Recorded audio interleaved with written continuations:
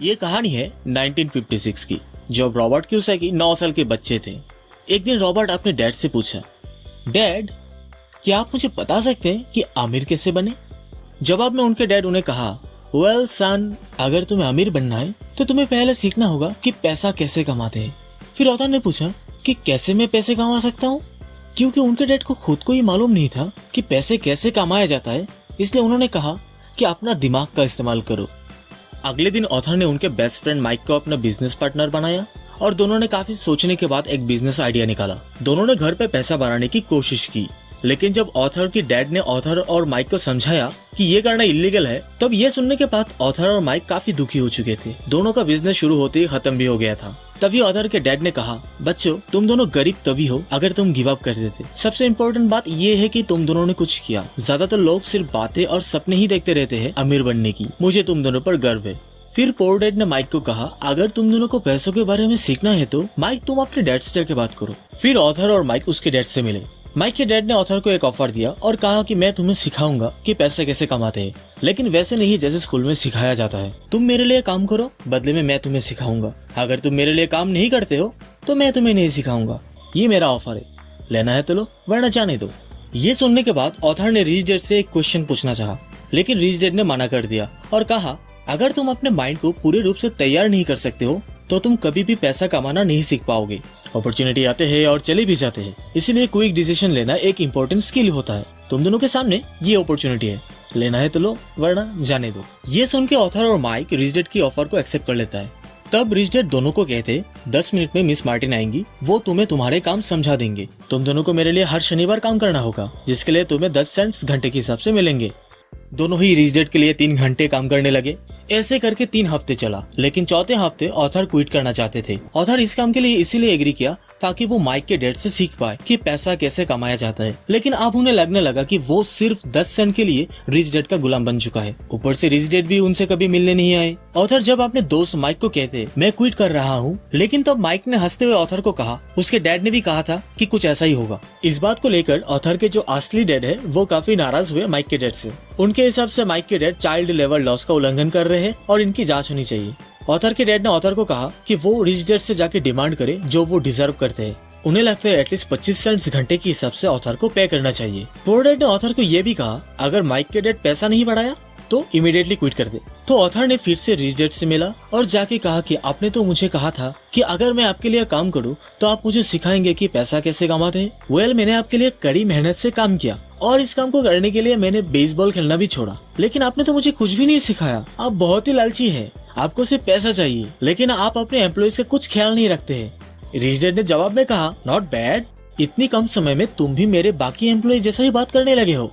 फिर ऑथर ने rich dad को कहा, जब से मैं आपके लिए काम करने लगा हूँ तब से आपने मेरे साथ एक भी बार बात नहीं की। 1 घंटे काम करने के लिए सिर्फ 10 सेंट्स। हाँ, मुझे गवर्नमेंट को आपके बारे में बताना चाहिए। आपको तो पता ही होगा चाइल्ड लेबर लॉस के बारे में। ये सुनकर रिच डैड ने कहा, अब तुम उन एम्प्लॉय जैसा बात करने लगे हो जो मेरे साथ पहले काम किया करते थे। फिर वो कहते, तुम्हें कैसे पता कि मैं तुम्हें कुछ नहीं सिखा रहा हूँ? जवाब में ऑथर ने कहा कि मैं आपके लिए 3 हफ्ते से काम कर रहा हूँ, लेकिन एक भी बार आपने आगे मुझसे बात नहीं की। जिसके जवाब में रिच डैड कहते हैं, सिखाने का मतलब क्या सिर्फ बात करना या लेक्चर देना ही होता है? फिर उन्होंने हंस के कहा, बात करके या लेक्चर देके स्कूल में सिखाते होंगे, लेकिन लाइफ हम ऐसे नहीं सिखाते हैं और लाइफ से अच्छा कोई टीचर भी नहीं है। ज्यादातर समय लाइफ हमसे बात नहीं करते, लाइफ सिर्फ हमें पुश करते रहते हैं। अगर तुम लाइफ से उन लेसन को सीख पाओ तो तुम जिंदगी में कुछ अच्छा कर पाओगे। अगर नहीं सीख पाए तो लाइफ तुम्हें हमेशा पुश करता रहेगा। ऐसे में लोग 2 चीज करते हैं, कुछ लोग चाहते हैं कि लाइफ उन्हें पुश करते रहे और बाकी के लोग गुस्से में आके उल्टा पुश करने लगते हैं। उन लोगों को पता ही नहीं कि लाइफ उन्हें पुश कर रहा है, इसलिए वो लोग अपने बॉस या अपने जॉब के अगेंस्ट पुशबैक करते हैं, कोई अपने हस्बैंड और वाइफ के अगेंस्ट पुशबैक करते हैं।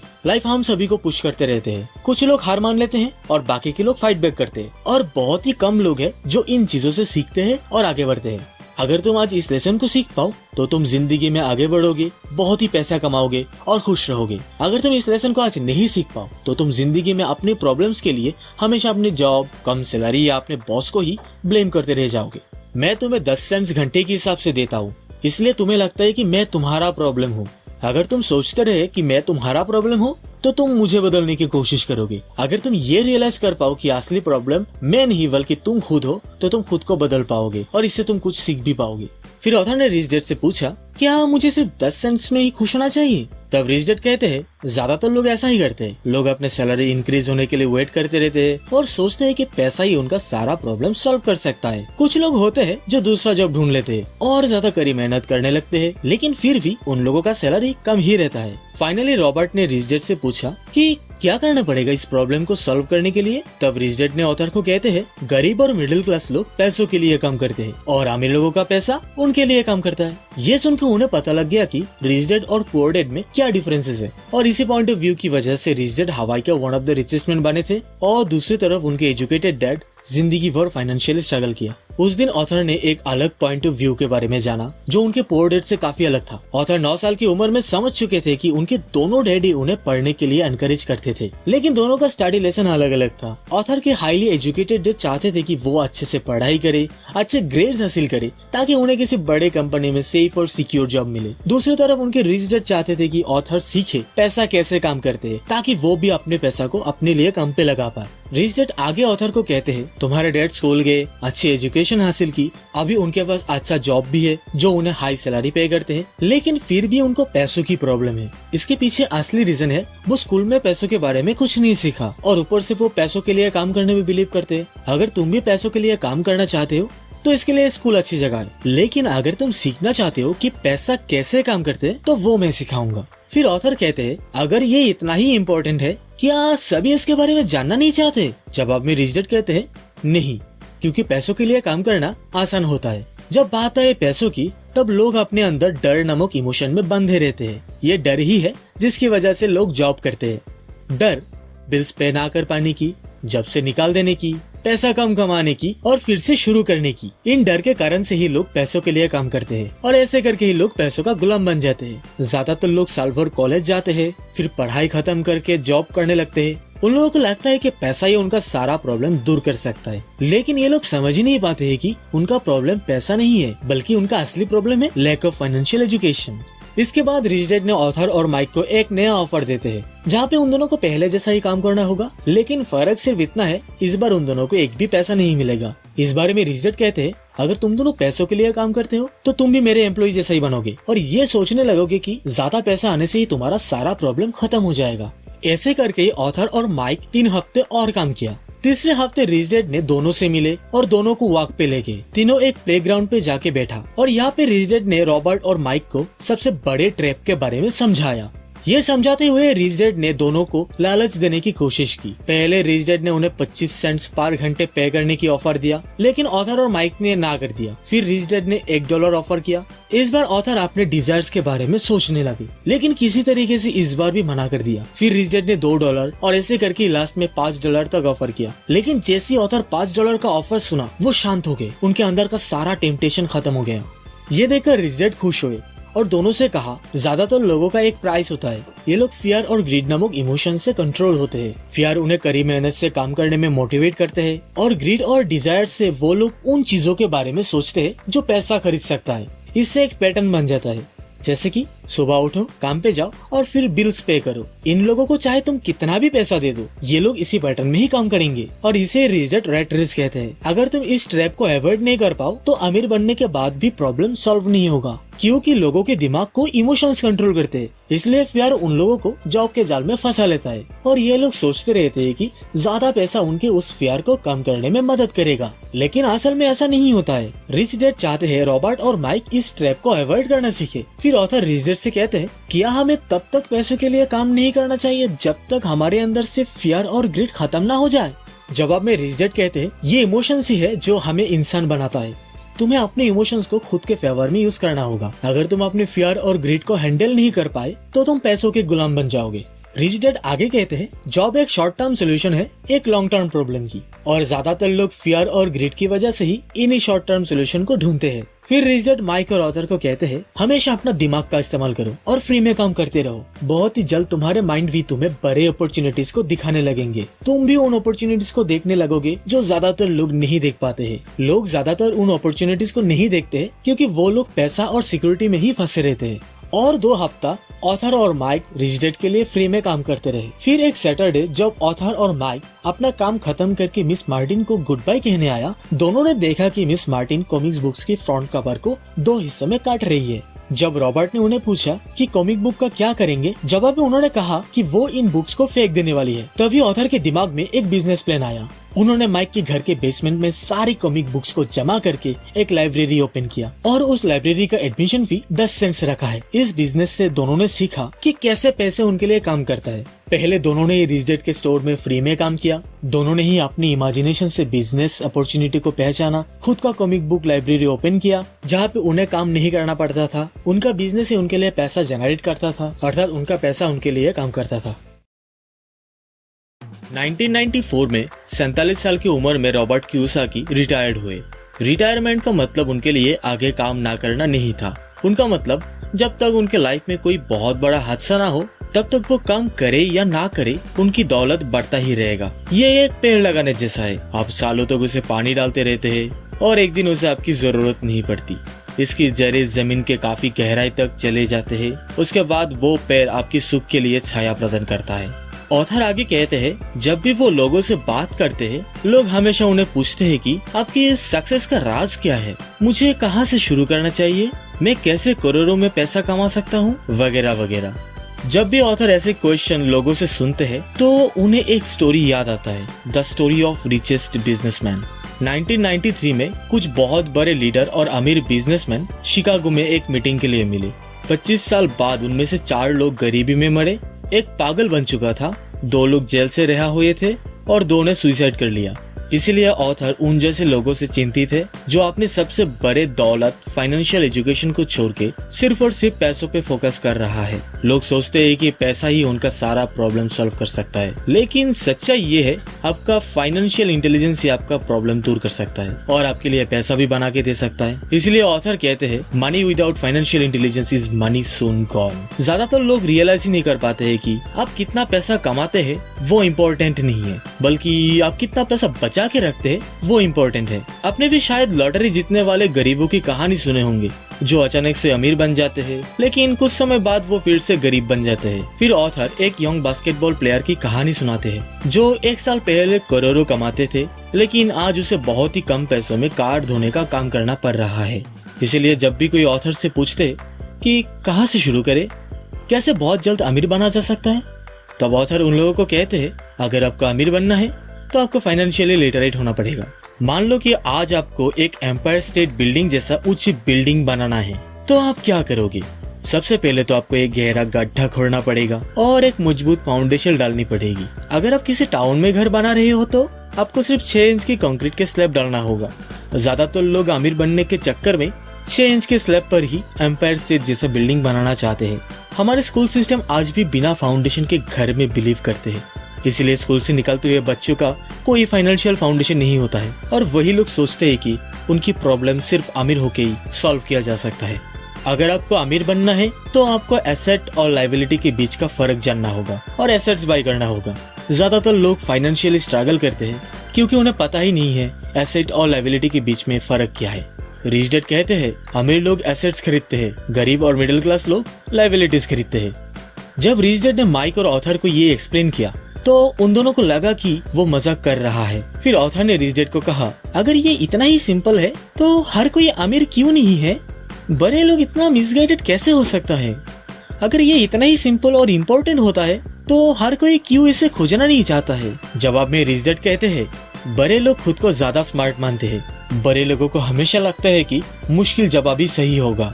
अगर कोई उन्हें किसी चीज आसान जवाब में बताता है तो वो उसे गलत मानते हैं, क्योंकि रिच डैड किस प्रिंसिपल में मानते हैं, अर्थात कीप इट सिंपल स्टूपिड और कीप इट सुपर सिंपल।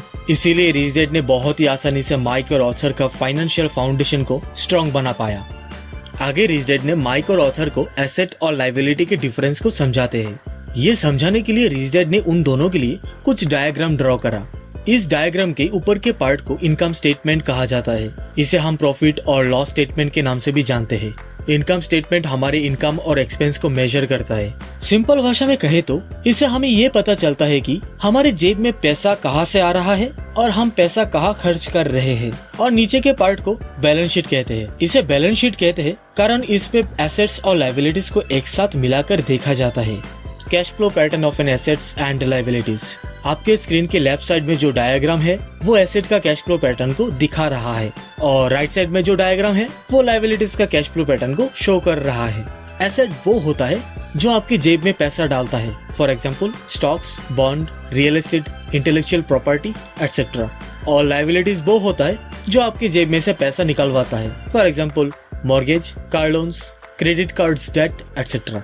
अमीर बनने के लिए आपको बस जिंदगी भर एसेट खरीदते रहना है जो आपके लिए इनकम जनरेट करेगा बिना कोई फिजिकल वर्क के। अगर आपको गरीब और मिडिल क्लास बनना है तो आपको जिंदगी भर लायबिलिटीज खरीदते रहना है। ज्यादातर लोग ये सिंपल डेफिनेशन को समझ ही नहीं पाते हैं, इसलिए लोग कड़ी मेहनत करके अपने लिए लायबिलिटीज खरीदते हैं। अभी चलो देख लेते हैं एक गरीब, मिडिल क्लास और अमीर इंसान के कैश फ्लो में क्या क्या डिफरेंसेस है।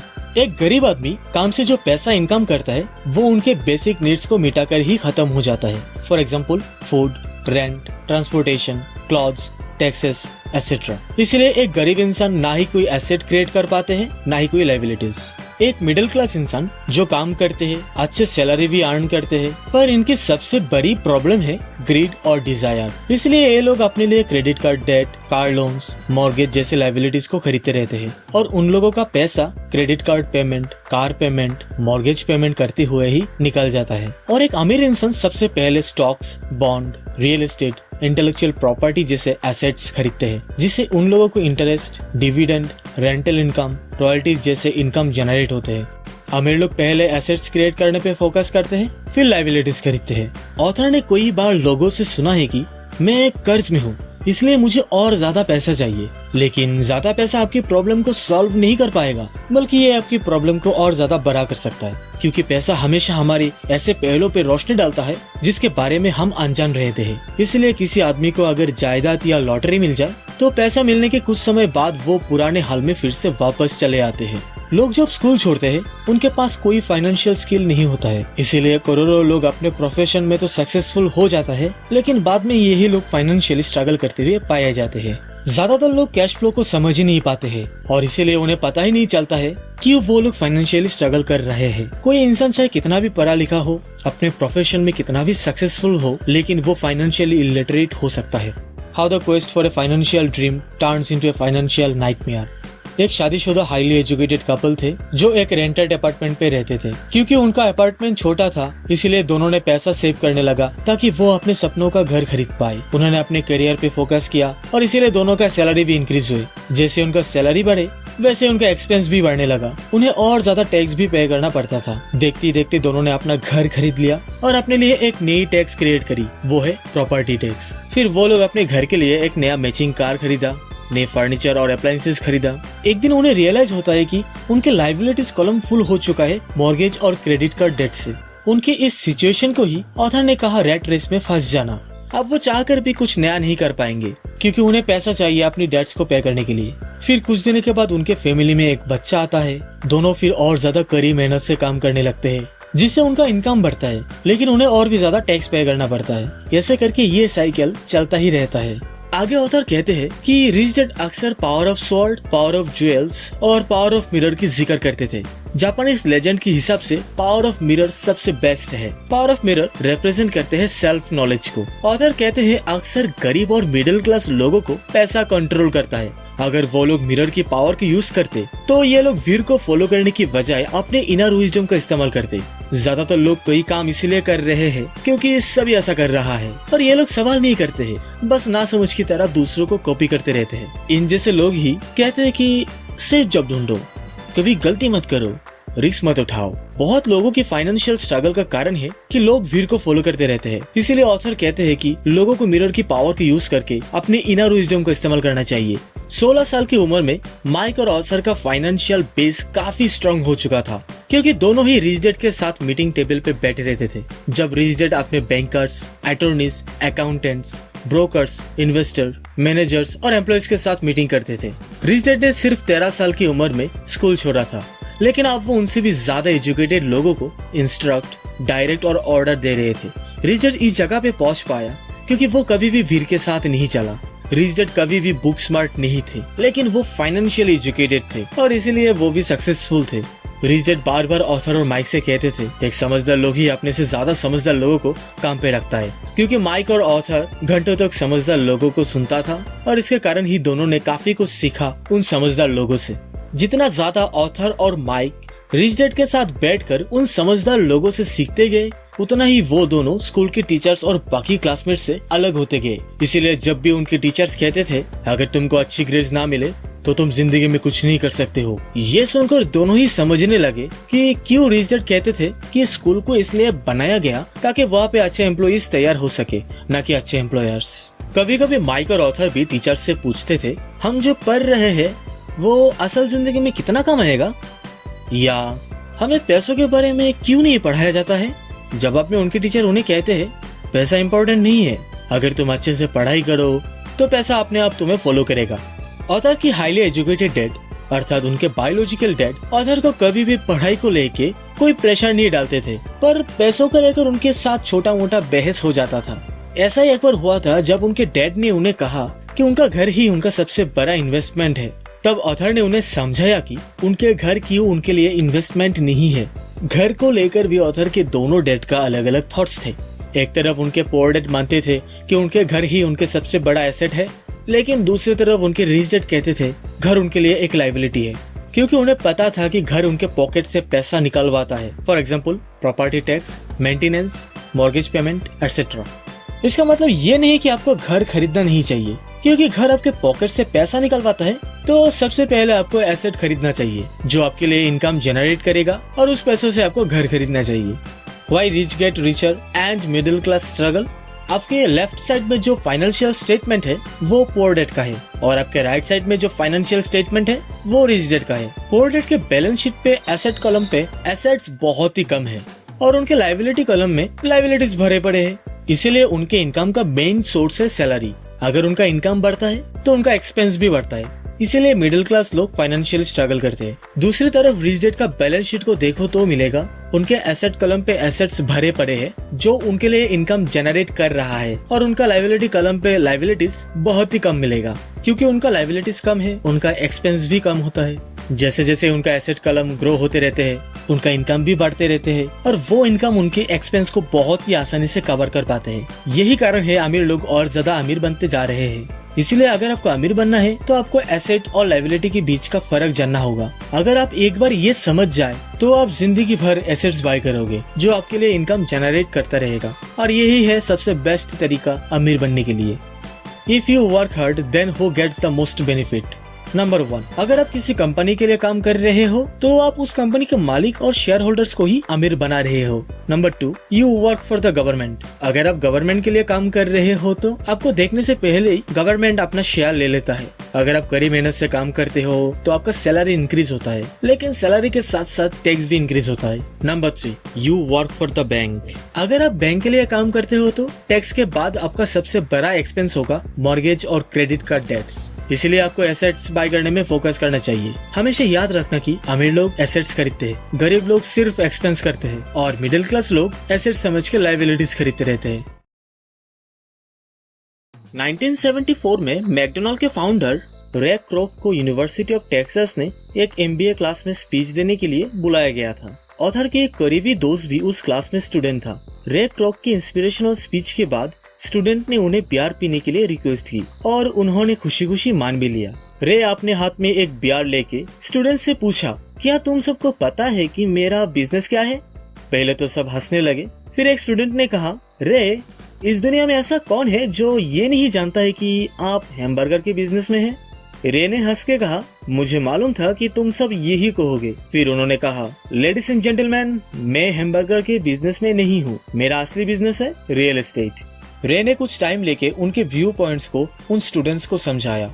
रे जानते थे कि उनके बिजनेस का प्राइमरी फोकस हैमबर्गर फ्रेंचाइजी बेचना था, लेकिन वो कभी भी उनके फ्रेंचाइजी का लोकेशन को नहीं छोड़ते थे, क्योंकि उन्हें पता था कि उनके हर एक फ्रेंचाइजी की सक्सेस के पीछे उसके लैंड और लोकेशन सबसे इम्पोर्टेंट फैक्टर है। बेसिकली जो आदमी मैकडोनाल्ड फ्रेंचाइजी को बाय करता था, वही उस फ्रेंचाइजी के अंडर रियल एस्टेट को भी रे क्रॉक ऑर्गेनाइजेशन से बाय करना पड़ता था। इसीलिए आज मैकडोनाल्ड दुनिया के सबसे बड़े रियल एस्टेट का अकेला मालिक है। आज मैकडोनाल्ड अमेरिका और दुनिया की दूसरे देश का मोस्ट वैल्यूएबल इंटरसेक्शंस और स्ट्रीट कॉर्नर्स ओन करते हैं। ऑथर की दोस्त के लिए ये एक बहुत ही इम्पोर्टेंट लेसन था। आज उनके दोस्त के पास कार वॉश का बिजनेस है, पर उसका असली बिजनेस है कार वॉश गैराज के नीचे का रियल एस्टेट। ऑथर कहते हैं जब वो छोटे थे तब उनके रिच डैड ने माइक और उन्हें सेम लेसन दिया था जो रैक रॉक ने यूनिवर्सिटी ऑफ टेक्सास में सिखाया था। यही है rich dad poor dad book का lesson number 3, mind your own business. ज्यादातर लोग सिर्फ दूसरों के लिए ही काम करते हैं और यही लोग फाइनेंशियली स्ट्रगल करते हैं। हमारे आज के एजुकेशन सिस्टम भी स्टूडेंट को सिर्फ जॉब पाने के लिए तैयार करते हैं, इसलिए उन लोगों की जिंदगी सिर्फ सैलरी पे डिपेंड रहते हैं। बहुत से students engineer, scientist, cook, police officer, writer, artist ये सब बनने के लिए हायर एजुकेशन पे जाते हैं। ये सब प्रोफेशनल स्किल्स है जो उन्हें पैसों के लिए काम करना सिखाता है। ऑथर कहते हैं आपकी प्रोफेशन और बिजनेस में बहुत बड़ा डिफरेंसेस है। जब भी ऑथर लोगों से पूछते हैं कि आपका बिजनेस क्या है, जिसकी जवाब में अक्सर लोग कहते हैं ओह मैं एक बैंकर हूँ, तो ऑथर फिर उन्हें पूछते हैं क्या वो उस बैंक के मालिक है। आमतौर उनका जवाब होता है नहीं, मैं वहाँ काम करता हूँ। ऑथर के हिसाब से ये लोग अपने प्रोफेशन और बिजनेस को लेकर काफी कंफ्यूज है, क्योंकि बैंक में नौकरी करना उनका प्रोफेशन हो सकता है, लेकिन उन लोगों को फिर भी खुद का बिजनेस चाहिए। स्कूल का सबसे बड़ा प्रॉब्लम है आप जो पढ़ते हो वो ही बनते हो। फॉर एग्जाम्पल, अगर आप कुकिंग लेके पढ़ते हो तो आप शेफ बनते हो, अगर आप लॉ पढ़ते हो तो आप अटॉर्नी बनते हो, अगर आप ऑटो मैकेनिक्स पढ़ते हो तो आप मैकेनिक बनते हो। और क्योंकि ये सब प्रोफेशनल स्किल्स है और प्रोफेशनल स्किल्स लोगों को पैसों के लिए काम करना सिखाते हैं, इसीलिए लोग खुद के लिए काम करने की बजाय दूसरों के काम पे ज्यादा ध्यान देते हैं और दूसरों को अमीर बनाते हैं। अगर किसी को फाइनेंशियली सिक्योर होना है तो उन्हें पहले अपने काम में काम रखना होगा, अर्थात उनका सारा फोकस अपने एसेट कलम पे रखना होगा। गरीब और मिडिल क्लास लोगों का कोई फाइनेंशियल फाउंडेशन नहीं होता है और इसीलिए वो लोग रिस्क लेने से डरते हैं। क्योंकि ये लोग रिस्क लेना नहीं चाहते हैं, इसलिए वो लोग सेफ खेलने के चक्कर में जॉब सिक्योरिटी में बंधे रहते हैं। लोग जब काम से निकाल देने की वजह से फाइनेंशियली स्ट्रगल करते हैं, तब उन्हें अपने सो कॉल्ड एसेट्स जैसे कि उनके बड़े घर, महंगी कार का असली वैल्यू समझ में आता है, जो उनके पॉकेट से हर महीने पैसा निकालवाता है। भले ही आप दिन में जॉब करें, लेकिन आपको अपना एसेट कलम पे फोकस रखना चाहिए। रियल एसेट्स को बाय करना शुरू करें और लायबिलिटीज का कम कर दे। जब आप एक नई कार खरीदते हैं तब उसकी कीमत 25% कम हो जाता है, इसलिए कार एक असली एसेट नहीं है। पेरेंट्स के लिए बहुत ही इम्पोर्टेंट है कि वो अपने बच्चों को एसेट और लायबिलिटी के बीच में डिफरेंसेस को समझाए, क्योंकि ऑथर बहुत से ऐसी यंग कपल से मिले जो रैट रेस में फंस चुका है। आप चलिए देखते हैं कि ऑथर हमें किस तरीके के एसेट्स को बाय करने की बात कर रहे हैं। नंबर 1, ऐसा बिजनेस जो हमारे खुद के है लेकिन उस बिजनेस को कोई और मैनेज कर रहा है। Number 2, stocks. Number 3, bonds. Number 4, income generating real estates. Number 5, royalties from intellectual property such as music, scripts and patents. जब ऑथर छोटे थे तब उनके हाईली एजुकेटेड डैड चाहते थे कि वो एक सेफ जॉब ढूंढे, और दूसरी तरफ उनके रिच डैड कहते थे कि वो उन एसेट्स को बाय करे जो उन्हें पसंद हो। क्योंकि ऑथर को बिल्डिंग्स और लैंड्स पसंद था, इसलिए ही वो रियल एस्टेट बाय करते थे। बहुत सारे लोग ऐसे हैं जिन्हें कोई जॉब नहीं मिलते हैं, तब वो सोचते हैं कि बिजनेस ही उनके लिए बेस्ट सोल्यूशन है और खुद का बिजनेस शुरू करते हैं। लेकिन हर 10 में से 9 कंपनी पहले 5 साल में ही डूब जाता है। इसलिए ऑथर कहते हैं अगर आपको खुद के कंपनी शुरू करने का डिजायर हो तभी वो इसके लिए रेकमेंड करते हैं, वरना आप दिन में अपनी जॉब करते रहे और अपने काम से काम रखे, अर्थात अपने एसेट कलम को और स्ट्रॉन्ग बनाते रहे। जैसे जैसे आपका कैश फ्लो बढ़ेगा आप फिर कुछ लग्जरी चीजें खरीद सकते हो। लेकिन हमेशा याद रखना, अमीर लोग पहले एसेट्स बाय करते हैं फिर लग्जरीज बाय करते हैं, अर्थात अमीर लोग लास्ट में लग्जरीज बाय करते हैं, और दूसरी तरफ गरीब और मिडिल क्लास लोग पहले लग्जरीज बाय करते हैं। ये लोग दिखाने के लिए अमीर बनते हैं, लेकिन असल में ये लोग कर्ज में डूबे रहते हैं। अगर ऑथर और उनके वाइफ को कुछ लग्जरीज बाय करना है तो पहले वो इनकम जनरेट करने वाला एसेट्स बाय करते हैं। एक बार उनकी वाइफ किम को मर्सिडीज बाय करना था, इसलिए उन्होंने पहले रियल एस्टेट में इन्वेस्ट करा। जब उनके रियल एस्टेट से एक्स्ट्रा इनकम जनरेट होने लगे तब किम ने उस मर्सिडीज को खरीदा। हालांकि इसके लिए उनको 4 साल वेट करना पड़ा। ज्यादातर लोग ऐसा नहीं करते हैं। अगर उन्हें कोई कार पसंद आए तो वो लोग फट से जाके उसे बाय कर लेते हैं और फिर वही लोग फाइनेंशियली स्ट्रगल करते हैं। इसलिए ऑथर कहते हैं पहले इनकम जनरेट करने वाला एसेट्स बाय करना चाहिए और बाद में लग्जरीज खरीदना चाहिए। रॉबर्ट क्यूसाकी कहते हैं, स्कूल में उनके टीचर रॉबिन हुड की कहानी सुनाते थे। उनके टीचर्स को लगता था कि रॉबिन हुड एक रोमांटिक हीरो है जो अमीरों से लूट के गरीबों में बांट देता है। पर रिच डैड ने रॉबिन हुड को हीरो नहीं मानते थे, वो उसे बदमाश मानते थे। आज भी लोग रॉबिन हुड की फैंटेसी में जी रहे हैं। लोगों को आज भी लगता है कि अमीरों से लूट के गरीबों में बांट देना चाहिए, और इसी रॉबिन हुड सोच की वजह से मिडिल क्लास पर इतना ज्यादा टैक्स लगता है। सच्चाई तो यही है कि अमीरों को टैक्स लगता ही नहीं। सबसे ज्यादा टैक्स तो मोटी सैलरी कमाने वाले अपर मिडिल क्लास लोग ही पे करते हैं। टैक्स के बारे में पूरी तरीके से जानने के लिए हमें उसकी हिस्ट्री को जानना होगा। रिच डैड ने माइक और ऑथर को एक्सप्लेन किया है कि इंग्लैंड और अमेरिका में पहले कोई टैक्स नहीं हुआ करता था। हाँ, कुछ टेम्पोररी टैक्स था जो सिर्फ वॉर के टाइम पे लिया जाता था, जैसे कि ब्रिटेन ने 1799 से 1816 तक टैक्स लिया था नेपोलियन से लड़ने के लिए, और अमेरिका ने 1861 से 1865 तक टैक्स लिया था सिविल वॉर के लिए। 1874 में इंग्लैंड और 1913 में अमेरिका ने इनकम टैक्स को परमानेंट कर दिया। लोगों ने पहले तो टैक्स को लेकर काफी विरोध किया, और इसीलिए दोनों ही देश की सरकार को 50 साल लगे अपने देश में टैक्स को रेगुलर करने में। रिच डैड ने माइक और ऑथर को समझाया कि टैक्स का आइडिया पॉपुलर बना, और ज्यादातर लोगों ने इसीलिए माना क्योंकि उन्हें ये कहा गया था कि ये टैक्स अमीरी को पनिश करने के लिए है। हालांकि टैक्स को अमीरी को पनिश करने के लिए ही बनाया गया था, लेकिन रियलिटी में टैक्स उन लोगों को ही पनिश करने लगे जिन्होंने इसके लिए वोट दिया था, यानी कि गरीब और मिडिल क्लास लोग। ऑथर जब 10 साल के थे तब वो रिच डैड से सुनते आए कि गवर्नमेंट वर्कर सब आलसी चोरों का टोली है, और दूसरी तरफ उनके पुअर डैड कहते थे कि अमीर लोग ज्यादा लालची होता है और उन्हें ज्यादा टैक्स पे करना चाहिए। हालांकि दोनों के पास ही कुछ वैलिड पॉइंट्स था, इसीलिए ऑथर कंफ्यूज हो जाते थे कि कौन सी डैड की बात को माने। लेकिन जब उन्होंने टैक्स की हिस्ट्री को पढ़ा तब उनको एक इंटरेस्टिंग बात पता चला। लोगों ने टैक्स को इसलिए वोट दिया था कि लोग रॉबिन हुड की थ्योरी में विश्वास करते थे, लेकिन प्रॉब्लम ये था कि गवर्नमेंट का पैसों का भूख इतना ज्यादा बढ़ गया कि गवर्नमेंट ने मिडिल क्लास और गरीबों से भी टैक्स लेना चालू कर दिया। दूसरी तरफ अमीर लोगों ने इसे एक अपॉर्चुनिटी की तरह देखा, क्योंकि अमीर लोग उन्हीं रूल से नहीं खेलती जिसे बाकी लोग खेलते हैं। अमीर लोगों को कॉर्पोरेशन के बारे में पता था, क्योंकि ये समुद्री यात्रा के वक्त पॉपुलर हुआ था। अमीर लोग अपने हर एक समुद्री यात्रा की एसेट्स रिस्क को कम करने के लिए कॉर्पोरेशंस बनाते थे। लीगल कॉर्पोरेट स्ट्रक्चर की नॉलेज ने अमीरों को गरीब और मिडिल क्लास की तुलना में बहुत ज्यादा एडवांटेज मिला था।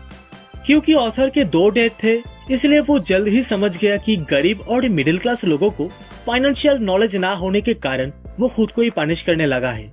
ये लोग चाहे कितना भी कोशिश कर ले अमीरों से पैसा निकलवाने की, अमीर लोग उन्हें आउटस्मार्ट कर जाते हैं, क्योंकि अमीरों को पता है पैसों की ताकत के बारे में, और ये सब्जेक्ट स्कूल में नहीं पढ़ाया जाता। बहुत सारे लोग ऐसे भी हैं जिन्हें पता ही नहीं कि कॉर्पोरेशन जैसा कुछ होता है। कॉर्पोरेशन एक लीगल डॉक्यूमेंट्स का फाइल होता है जो स्टेट गवर्नमेंट एजेंसी में रजिस्टर होकर किसी वकील के ऑफिस में रखा होता है। ये कोई बड़ी बिल्डिंग, फैक्ट्री या लोगों का ग्रुप नहीं है। कॉर्पोरेशन बस एक लीगल डॉक्यूमेंट है जो बिना आत्मा के लीगल बॉडी बना देता है। इसी कॉर्पोरेशन के यूज करके ही अमीर लोग अपना दौलत को प्रोटेक्ट करते हैं, क्योंकि कॉर्पोरेशन का income tax rate personal income tax rate से कम होता है। फॉर एग्जाम्पल, अगर इंडिया में कोई 15 लाख से ऊपर साल में कमाते हैं तो उसे 30% टैक्स देना होगा, और वहीं पे अगर किसी कॉर्पोरेशन का नेट प्रॉफिट 250 करोड़ हो तो उसे 25% टैक्स देना पड़ेगा, और उससे ज्यादा हो तो 30% टैक्स देना होगा। एक एवरेज अमेरिकन अपने टैक्स को कवर करने के लिए 4 से 5 महीने सिर्फ गवर्नमेंट के लिए काम करते हैं। ऑथर के हिसाब से ये समय काफी ज्यादा है। आप जितनी ज्यादा मेहनत करते हैं, आपको गवर्नमेंट को इतना ही ज्यादा टैक्स देना पड़ता है। इसलिए ऑथर कहते हैं टैक्स का आइडिया गरीब और मिडिल क्लास लोगों पर ही भारी पड़ा। जितनी बार लोगों ने अमीरों को पनिश करने की कोशिश करते हैं, अमीर लोग भी पलटवार करते हैं, क्योंकि उनके पास पैसा, ताकत और इरादा होता है। वो लोग सिर्फ बैठ के टैक्स पे नहीं करते हैं, उसके बजाय वो लोग रास्ता ढूंढते हैं अपने टैक्स वार्डन को कम करने की, जिसके लिए ये लोग स्मार्ट अटॉर्नीज और अकाउंटेंट्स को हायर करते हैं। सिर्फ यही नहीं, ये लोग लॉस को चेंज करके लीगल लूपहोल्स क्रिएट करने के लिए पॉलिटिशियंस को भी मनाते हैं। ज्यादातर लूपहोल्स तो अवेलेबल सभी के लिए होता है, लेकिन ढूंढ पाते हैं सिर्फ अमीर लोग। ऐसा ही एक लूपहोल है सेक्शन 1031। अगर कोई अमेरिकन रियल एस्टेट सेलर अपने प्रॉपर्टी को सेल करते हैं और उस पैसों से दूसरी कोई बड़ी प्रॉपर्टी को खरीदते हैं, तो उनको कैपिटल गेन पे कोई टैक्स नहीं देना पड़ता। आपको तब तक टैक्स नहीं देना पड़ेगा जब तक आप उससे कैश नहीं करते हो। इसलिए ऑथर कहते हैं जो लोग इस लीगल टैक्स सेविंग एडवांटेज का फायदा नहीं उठा रहा है वो अपने एसेट कॉलम बिल्ड करने की एक बहुत बड़े अपॉर्चुनिटी को मिस कर रहा है। ऑथर के हिसाब से लोग सिर्फ इसीलिए टैक्स पे करते हैं क्योंकि वो गवर्नमेंट से डरते हैं। लेकिन रिच डैड ने इस गेम को खेलने के लिए स्मार्ट तरीका अपनाया। उन्होंने कॉर्पोरेशन का सहारा लिया और यही है अमीरों का सबसे बड़ी सीक्रेट। रिच डैड हमेशा ऑथर को कहते थे नॉलेज ही है ताकत, और पैसों के साथ जो ताकत आता है उस ताकत को दुगना करने के लिए सही नॉलेज होना जरूरी है। अगर आपको पता है कि आप क्या कह रहे हैं तो आपके पास बचने का मौका होता है। इसीलिए रिच डैड ने स्मार्ट टैक्स अकाउंटेंट्स और अटॉर्नीज को ज्यादा सैलरी देता था, क्योंकि उन्हें पता था कि अकाउंटेंट्स और अटॉर्नीज को पे करना गवर्नमेंट को टैक्स देने से सस्ता था। ऑथर के पुअर डैड चाहते थे कि वो एक कॉर्पोरेशन में बढ़िया सी जॉब ढूंढे। पुअर डैड ने उन्हें उन चीजों के बारे में कहते थे जो एक कॉर्पोरेशन की सीढ़ी चढ़ने में मिलती है। लेकिन दूसरी तरफ उनके रिच डैड कहते थे कॉर्पोरेट का सीढ़ी क्यों चढ़ना, पूरी सीढ़ी का मालिक ही क्यों न बना जाए। रिच डैड की इन बातों को और अच्छे से समझने लगे जब ऑथर मेरिन क्रॉप से निकलकर जेरोक्स में आए थे काम करने के लिए। वो जेरोक्स में काम करके जितना ज्यादा पैसा कमाता था उतना ही ज्यादा टैक्स देना पड़ता था, और उन टैक्स डिडक्शंस को देखकर ऑथर रिच डैड की सारी बातें समझने लगे। और इसीलिए 1974 में जेरोक्स में काम करते हुए ऑथर ने अपने लिए पहला कॉर्पोरेशन बनाया, और इस रैट रेस से बाहर आने के लिए वो और ज्यादा कड़ी मेहनत से काम करने लगे ताकि वो अपने लिए ज्यादा पैसा रियल एस्टेट में इन्वेस्ट कर सके। 1978 में ऑथर टॉप 5 सेल्स पीपल में से एक बन चुका था, और 3 साल के अंदर वो जेरोक्स से ज्यादा पैसा अपने रियल एस्टेट होल्डिंग कॉर्पोरेशन से कमाने लगे। देखते ही देखते उनके कॉर्पोरेशन से इतना ज्यादा कैश फ्लो आने लगा कि वो इन पैसों से अपने लिए पहले पोर्शा कार खरीद लिया, और बहुत ही कम उम्र में अपनी स्ट्रॉन्ग फाइनेंशियल नॉलेज की वजह से ऑथर ने रैट रेस से बाहर आ गया। अगर आपको फाइनेंशियली इंडिपेंडेंस होना है तो आपको फाइनेंशियल नॉलेज चाहिए, जिसका ऑथर फाइनेंशियल इंटेलिजेंस या फाइनेंशियल आईक्यू भी कहते हैं। और ये फाइनेंशियल आईक्यू का 4 बड़े पिलर होते हैं जिसे जानना बहुत जरूरी है। Number 1, accounting. अकाउंटिंग का मतलब नंबर पढ़ने की एबिलिटी। अकाउंटिंग की मदद से आप फाइनेंशियल स्टेटमेंट को पढ़ पाओगे, जिससे आप अपने बिजनेस की स्ट्रेंथ और वीकनेस को जान पाओगे। Number 2, investing. इन्वेस्टिंग एक पैसा कमाने का साइंस है। इसमें काफी फॉर्मूला और स्ट्रेटेजीज की जरूरत होती है। इन्वेस्टिंग के जरिए आप पैसों से पैसा कमा सकते हैं। Number 3, understanding market. मार्केट को अच्छे से समझने के लिए आपको मार्केट का सप्लाई और डिमांड को समझना होगा, और साथ में आपको मार्केट के टेक्निकल एस्पेक्ट के बारे में जानना होता है। Number 4, the law. लॉ की समझ से आप टैक्स एडवांटेज ले सकते हैं, और साथ में अपने एसेट्स को कॉर्पोरेशन के थ्रू प्रोटेक्ट भी कर सकते हो। Tax advantages. कॉर्पोरेशन ऐसे बहुत सी चीजें कर सकता है जो एक नॉर्मल एम्प्लॉय नहीं कर पाता, जैसे कि एम्प्लॉइज पहले कमाते हैं, फिर टैक्स पे करते हैं और लास्ट में खर्चे करते हैं। लेकिन एक कॉर्पोरेशन पहले कमाते हैं, फिर खर्चे करते हैं, और लास्ट में जो पैसा बचता है उसमें से टैक्स पे करते हैं। ऑथर कहते हैं यही सबसे बड़ा लूपहोल है जो अमीर लोग यूज करते हैं। Assets protection. अमीर लोग अपने एसेट्स को क्रेडिटर्स से हाइड करने के लिए कॉर्पोरेशंस और ट्रस्ट का सहारा लेता है। जब भी कोई अमीर को सू करता है तो उन लोगों को पता चलता है कि वो लीगल प्रोटेक्शन से घिरा हुआ है और उनके पास कुछ है ही नहीं। अमीर लोग हर चीज पे कंट्रोल रखते हैं, लेकिन ये लोग किसी चीज को ओन नहीं करते। दूसरी तरफ गरीब और मिडिल क्लास लोग हर चीज को ओन करने की कोशिश करते हैं, इसलिए ये लोग गवर्नमेंट या अपने फेलो सिटीजन्स के हाथों में सब कुछ खो देता है। अलेक्जेंडर ग्राहम बेल ने जब टेलीफोन पेटेंट किया तब उन्हें काफी प्रॉब्लम का सामना करना पड़ा था, क्योंकि उस टाइम पे टेलीफोन का डिमांड लोगों में काफी ज्यादा था। टेलीफोन की डिमांड को पूरा करने के लिए ग्राहम बेल को एक बड़ी सी कंपनी चाहिए था, और इसीलिए उन्होंने वेस्टर्न यूनियन को $100,000 में उनके टेलीफोन की पेटेंट को सेल करने का ऑफर दिया। लेकिन वेस्टर्न यूनियन का प्रेसिडेंट ने ग्राहम बेल की उस ऑफर को ये कहकर रिजेक्ट कर दिया कि उन्होंने जो प्राइस मांगा वो काफी ज्यादा है। The rest is history. उसके बाद $multi-million इंडस्ट्री AT&T का जन्म हुआ। कुछ साल बाद विलियम ऑर्टन ने रियलाइज किया है कि टेलीफोन की ऑफर को रिजेक्ट करना उनका एक मिस्टेक था। इसीलिए ऑथर कहते हैं हम सबके अंदर बहुत ज्यादा पोटेंशियल होता है कुछ कर दिखाने की, लेकिन खुद के ऊपर सेल्फ डाउट की वजह से हम आगे नहीं बढ़ पाते हैं। जब हम स्कूल छोड़ते हैं तब हमारे पास अच्छी डिग्री और अच्छे ग्रेड्स होते हैं, लेकिन असल दुनिया में अच्छे ग्रेड से भी ज्यादा गार्ड्स, ऑडेसिटी, कनिंग, डियरिंग, टेनासिटी, ये सारी चीज की जरूरत पड़ती है। इस बारे में ऑथर कहते हैं, दुनिया में स्मार्ट लोगों से भी ज्यादा बहादुर लोग आगे बढ़ पाते हैं। ऑथर के हिसाब से आपकी फाइनेंशियल जीनियस के लिए टेक्निकल नॉलेज के साथ साथ हिम्मत भी होना चाहिए। अगर कोई बहुत ज्यादा डरते हैं तो उसका जीनियस भी दब जाता है। इसलिए वो अपने स्टूडेंट्स को हमेशा कहते हैं कि रिस्क लेना सीखे, बहादुर बने और खुद के जीनियस की दम पे अपने अंदर की डर को ताकत में बदल दे। ऑथर ने देखा कि जब बात आए पैसों की तब ज्यादातर टाइम लोग डरते हैं और वही लोग पैसों के मामले में सेफ खेलना पसंद करते हैं। ऑथर कहते हैं, आने वाले समय में बहुत से लोग अलेक्जेंडर ग्राहम बेल की तरह होंगे। हजारों लोग बिल गेट्स की तरह माइक्रोसॉफ्ट जैसी बहुत सी सक्सेसफुल कंपनीज बिल्ड करेंगे और बहुत से companies fail, बैंकक्रफ्ट, lay off, downside जैसे और भी बहुत कुछ होगा। तो अब सवाल ये है कि आपको फाइनेंशियल आईक्यू क्यों डेवलप करना चाहिए? आपको फाइनेंशियल आईक्यू इसीलिए डेवलप करना चाहिए ताकि आपके पास भी ज्यादा ऑप्शंस हो जिसकी मदद से आप फाइनेंशियली सक्सेसफुल बन पाओ। आज से 300 साल पहले तक जमीन को दौलत माना जाता था, इसीलिए जिनके पास जमीन था उनके पास दौलत था। फिर फैक्ट्रीज आए और प्रोडक्शन शुरू हुआ, तब इन चीजों को दौलत मानने लगे, अर्थात इंडस्ट्रियलिस्ट के पास पैसा आने लगा। आज इंफॉर्मेशन ही दौलत है, इसलिए आज जिसके पास जितनी ज्यादा और जल्दी इंफॉर्मेशन आते हैं वही अमीर बन पाते हैं। इंफॉर्मेशन के साथ प्रॉब्लम ये है कि वो लाइट की स्पीड से उड़ रहा होता है, इसलिए आज बदलाव भी बहुत तेज होगा। बहुत से लोग पलक झपकते ही करोड़पति बन जाएंगे और बहुत से लोग पीछे भी छूट जाएंगे।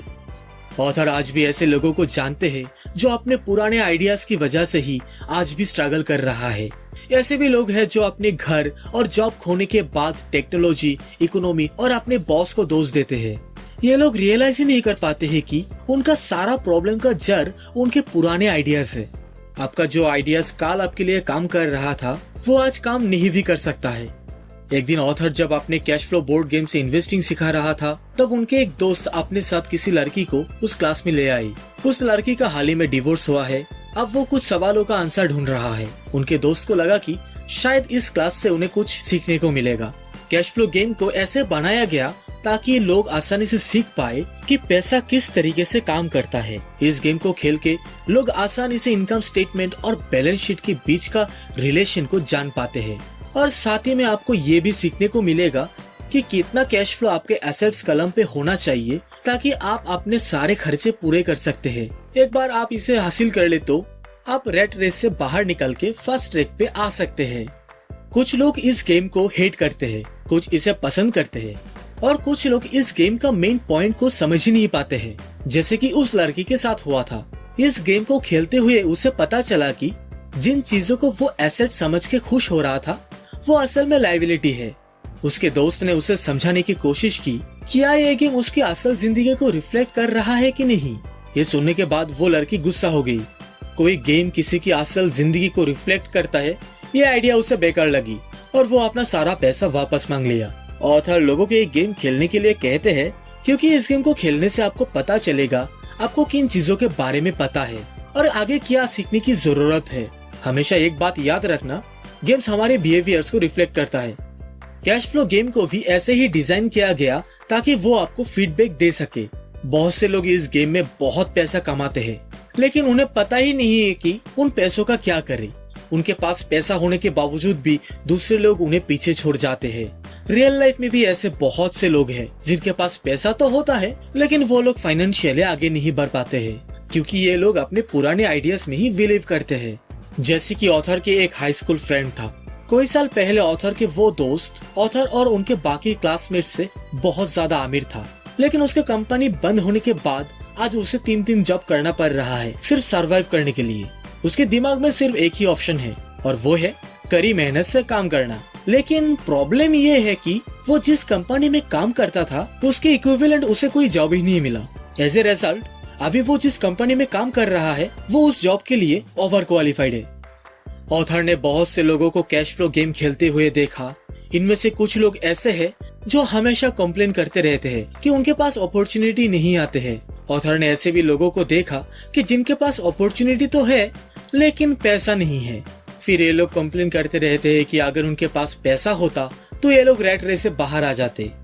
और कुछ लोग ऐसे भी हैं जिनके पास पैसा और अपॉर्चुनिटी दोनों ही है लेकिन ये लोग उन अपॉर्चुनिटी को देख ही नहीं पाते हैं। ऑथर रियल लाइफ में भी ऐसे बहुत से लोगों को जानते हैं। मान लो अगर आपके पास कोई अपॉर्चुनिटी नहीं आ रहा है तो आप ऐसा क्या कर सकते हैं जिससे आपके फाइनेंशियल पोजीशन इंप्रूव हो सके। और अगर आपके पास अपॉर्चुनिटी हो लेकिन पैसा नहीं है और बैंक भी आपको लोन नहीं दे सकता है, तो इस सिचुएशन में आप ऐसा क्या कर सकते हैं जिससे वो अपॉर्चुनिटी आपके फेवर में काम करे। इन सिचुएशंस को हैंडल करने को ही ऑथर फाइनेंशियल इंटेलिजेंस कहते हैं। ज्यादातर लोगों को एक ही सॉल्यूशन पता होता है, हार्डवर्क, सेव एंड बोरो। जब ऑथर और माइक छोटे थे तब रिच डैड दोनों को हमेशा कहते थे कि पैसा असली नहीं है।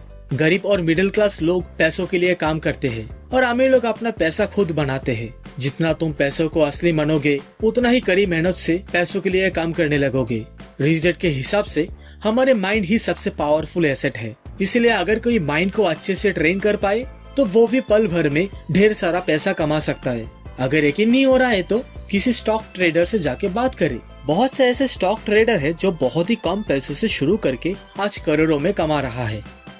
1990s में फिनिक्स और एरिजोना की इकोनॉमी बहुत ही बुरी थी।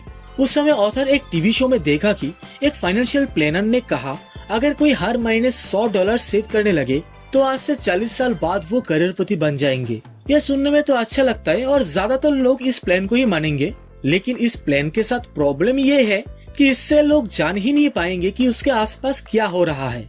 इससे लोग और भी अच्छे और बड़े अपॉर्चुनिटीज को मिस कर देंगे जो उन्हें और जल्दी से अमीर बना सकता है। जैसे कि ऑथर ने पहले ही कहा कि उस समय का इकोनॉमी बहुत ही खराब चल रहा था। सारे लोग डरे हुए थे और अपना $100,000 का घर सिर्फ $75,000 में बेच रहा था। यह समय एक इन्वेस्टर के लिए परफेक्ट टाइम होता है किसी चीज में इन्वेस्ट करने के लिए। ऑथर ने भी इस अपॉर्चुनिटी को गंवाना नहीं चाहते थे, लेकिन उनका सारा पैसा स्टॉक मार्केट और कुछ अपार्टमेंट में पहले से ही इन्वेस्ट कर रखा था जो वो अभी निकाल नहीं सकते थे। इसलिए वो बैंकरप्सी अटॉर्नी ऑफिस गए जहाँ पे $75,000 का घर सिर्फ $20,000 में मिल रहा था। तो ऑथर ने अपने दोस्त से $2,000 का लोन लेकर डाउन पेमेंट करके डील को फाइनल कर दिया। जब घर का सारा प्रोसेसिंग चल रहा था तब ऑथर ने एक एड दिया कि $75,000 का घर सिर्फ $60,000 में मिल रहा है और कोई डाउन पेमेंट की भी जरूरत नहीं।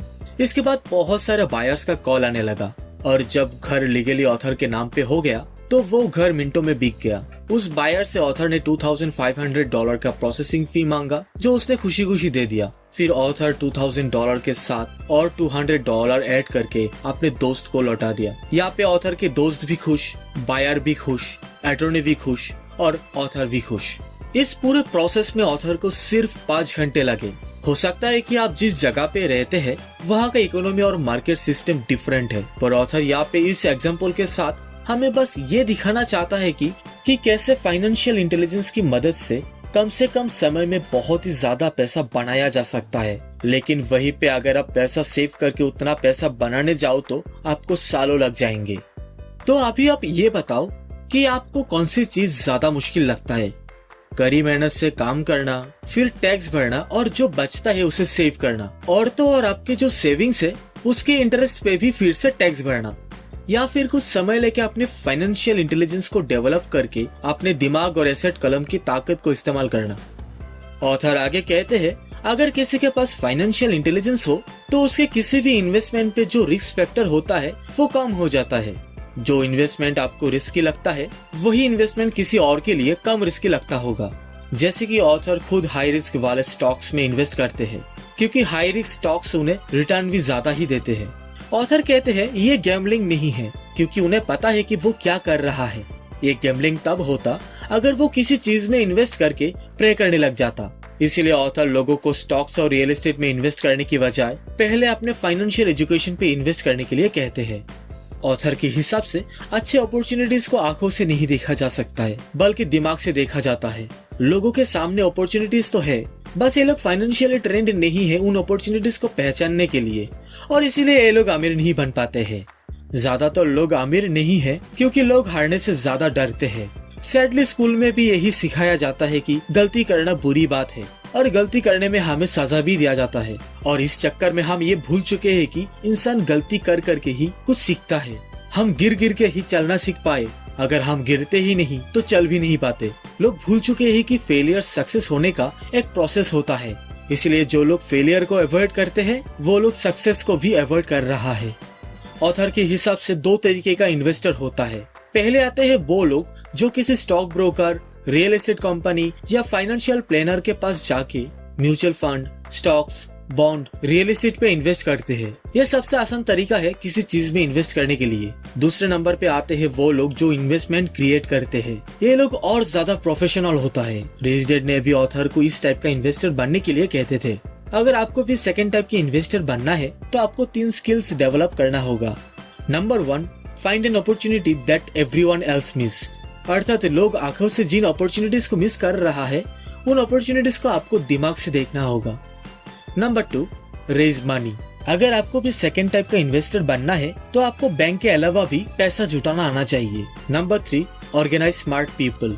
अर्थात एक इंटेलिजेंट लोग अपने से ज्यादा इंटेलिजेंट लोगों के साथ काम करते हैं या उन्हें हायर करते हैं। हमेशा याद रखना, रिस्क तो हर जगह पे ही होता है, इसलिए हमें रिस्क को अवॉइड करने की बजाय रिस्क को मैनेज करना सीखना चाहिए।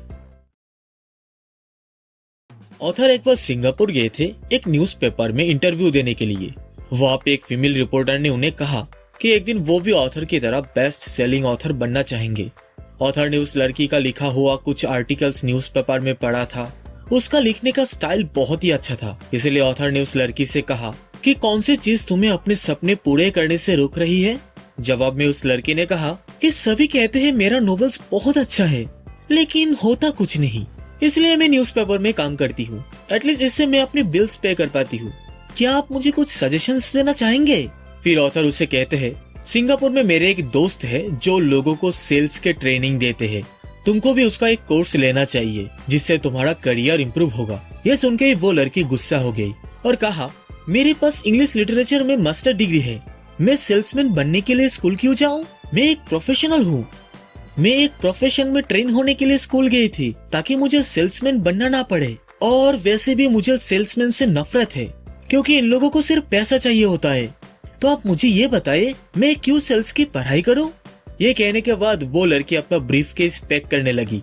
तब ऑथर की नजर उनके सामने रखा कॉफी टेबल पे पड़ा, जहाँ पे उनका लिखा एक बेस्ट सेलिंग बुक रखा था और इस बुक के साथ एक नोट था जो उस लड़के का लिखा हुआ था, जिसमें लिखा था कि Robert Kiyosaki best selling author. तो ऑथर ने उस नोट को उस लड़की को दिखा के कहा कि यहाँ पे तो लिखा है बेस्ट सेलिंग ऑथर, ना कि बेस्ट राइटिंग ऑथर। ये सुन के ही उस लड़की की आंखें एकदम खुली की खुली रह गई। ऑथर फिर कहते हैं, मैं बहुत ही खराब राइटर हूँ और तुम बहुत ही अच्छी राइटर हो। मैं सेल्स स्कूल गया था और तुम्हारे पास मास्टर डिग्री है। अगर तुम सेल्स और मास्टर डिग्री दोनों को एक साथ मिला दो तो तुम भी बेस्ट सेलिंग ऑथर और बेस्ट राइटिंग ऑथर दोनों ही बन जाओगे। एक दिन ऑथर की गाड़ी सही से चल नहीं रहा था, इसीलिए वो अपनी गाड़ी को मैकेनिक के पास ले गया। उस मैकेनिक को इंजन की आवाज सुन के ही पता लग गया कि गड़बड़ी कहाँ थी। ऑथर ये सुन के हैरान हो गया कि इतना ज्यादा टैलेंटेड लोग कितना कम पैसा कमाते हैं। ऑथर कई सारे लोगों से मिले हैं जो हाईली एजुकेटेड है, लेकिन वो लोग साल में $20,000 से भी कम कमाते हैं। इस बारे में एक बिजनेस कंसल्टेंट ने उन्हें कहा कि ये लोग बड़ी दौलत कमाने से सिर्फ एक और स्किल दूर है।